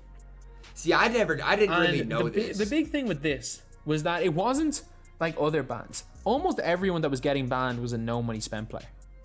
Almost everyone that was getting banned was someone who didn't spend any money on the game and didn't do anything wrong. So they were like, that was the reason why there's so much uproar with this one. And almost everyone got unbanned. Thankfully, they unbanned almost everyone from this ban wave. See, I never really saw a lot of people get banned. Like, nobody was in my DMs or anything like that. But trust me, everyone who got banned in this wave got banned for no reason. Let's just say that much. They got banned for no reason. Because I don't really know what happened. Then next cards came out. The next cards were cool. The next packs they were cool. They were pretty decent. But instead of making guaranteed Dark Matters at this week, like 2K did last year with the NBA's backpacks, 2K decided, you know what, we're not going to let anyone get a guaranteed Dark Matter. We're going to put in a bunch of troll Galaxy Opal cards. And that they did. But like the Galaxy Opal Cade Cunningham was still good. But it was just kind of too late for them to be great. This on was the same a weekend, they disaster. decided, yeah, we're going to bring back the LTE challenges. But instead of giving us some really good cards for the time, this was a disaster. Instead of giving us like 4 like bad invincible cards that we'd be hyped about, we got 3 discard value cards and a useless reward Galaxy Opal and Carnic None. Like, it literally, you could not make this up. It was not. It was bad. It was a discard value man. Dark Matter, 2 discard value Galaxy Opals. Like making you play 6 hours of the game for a guy that discards for 6,000 MT.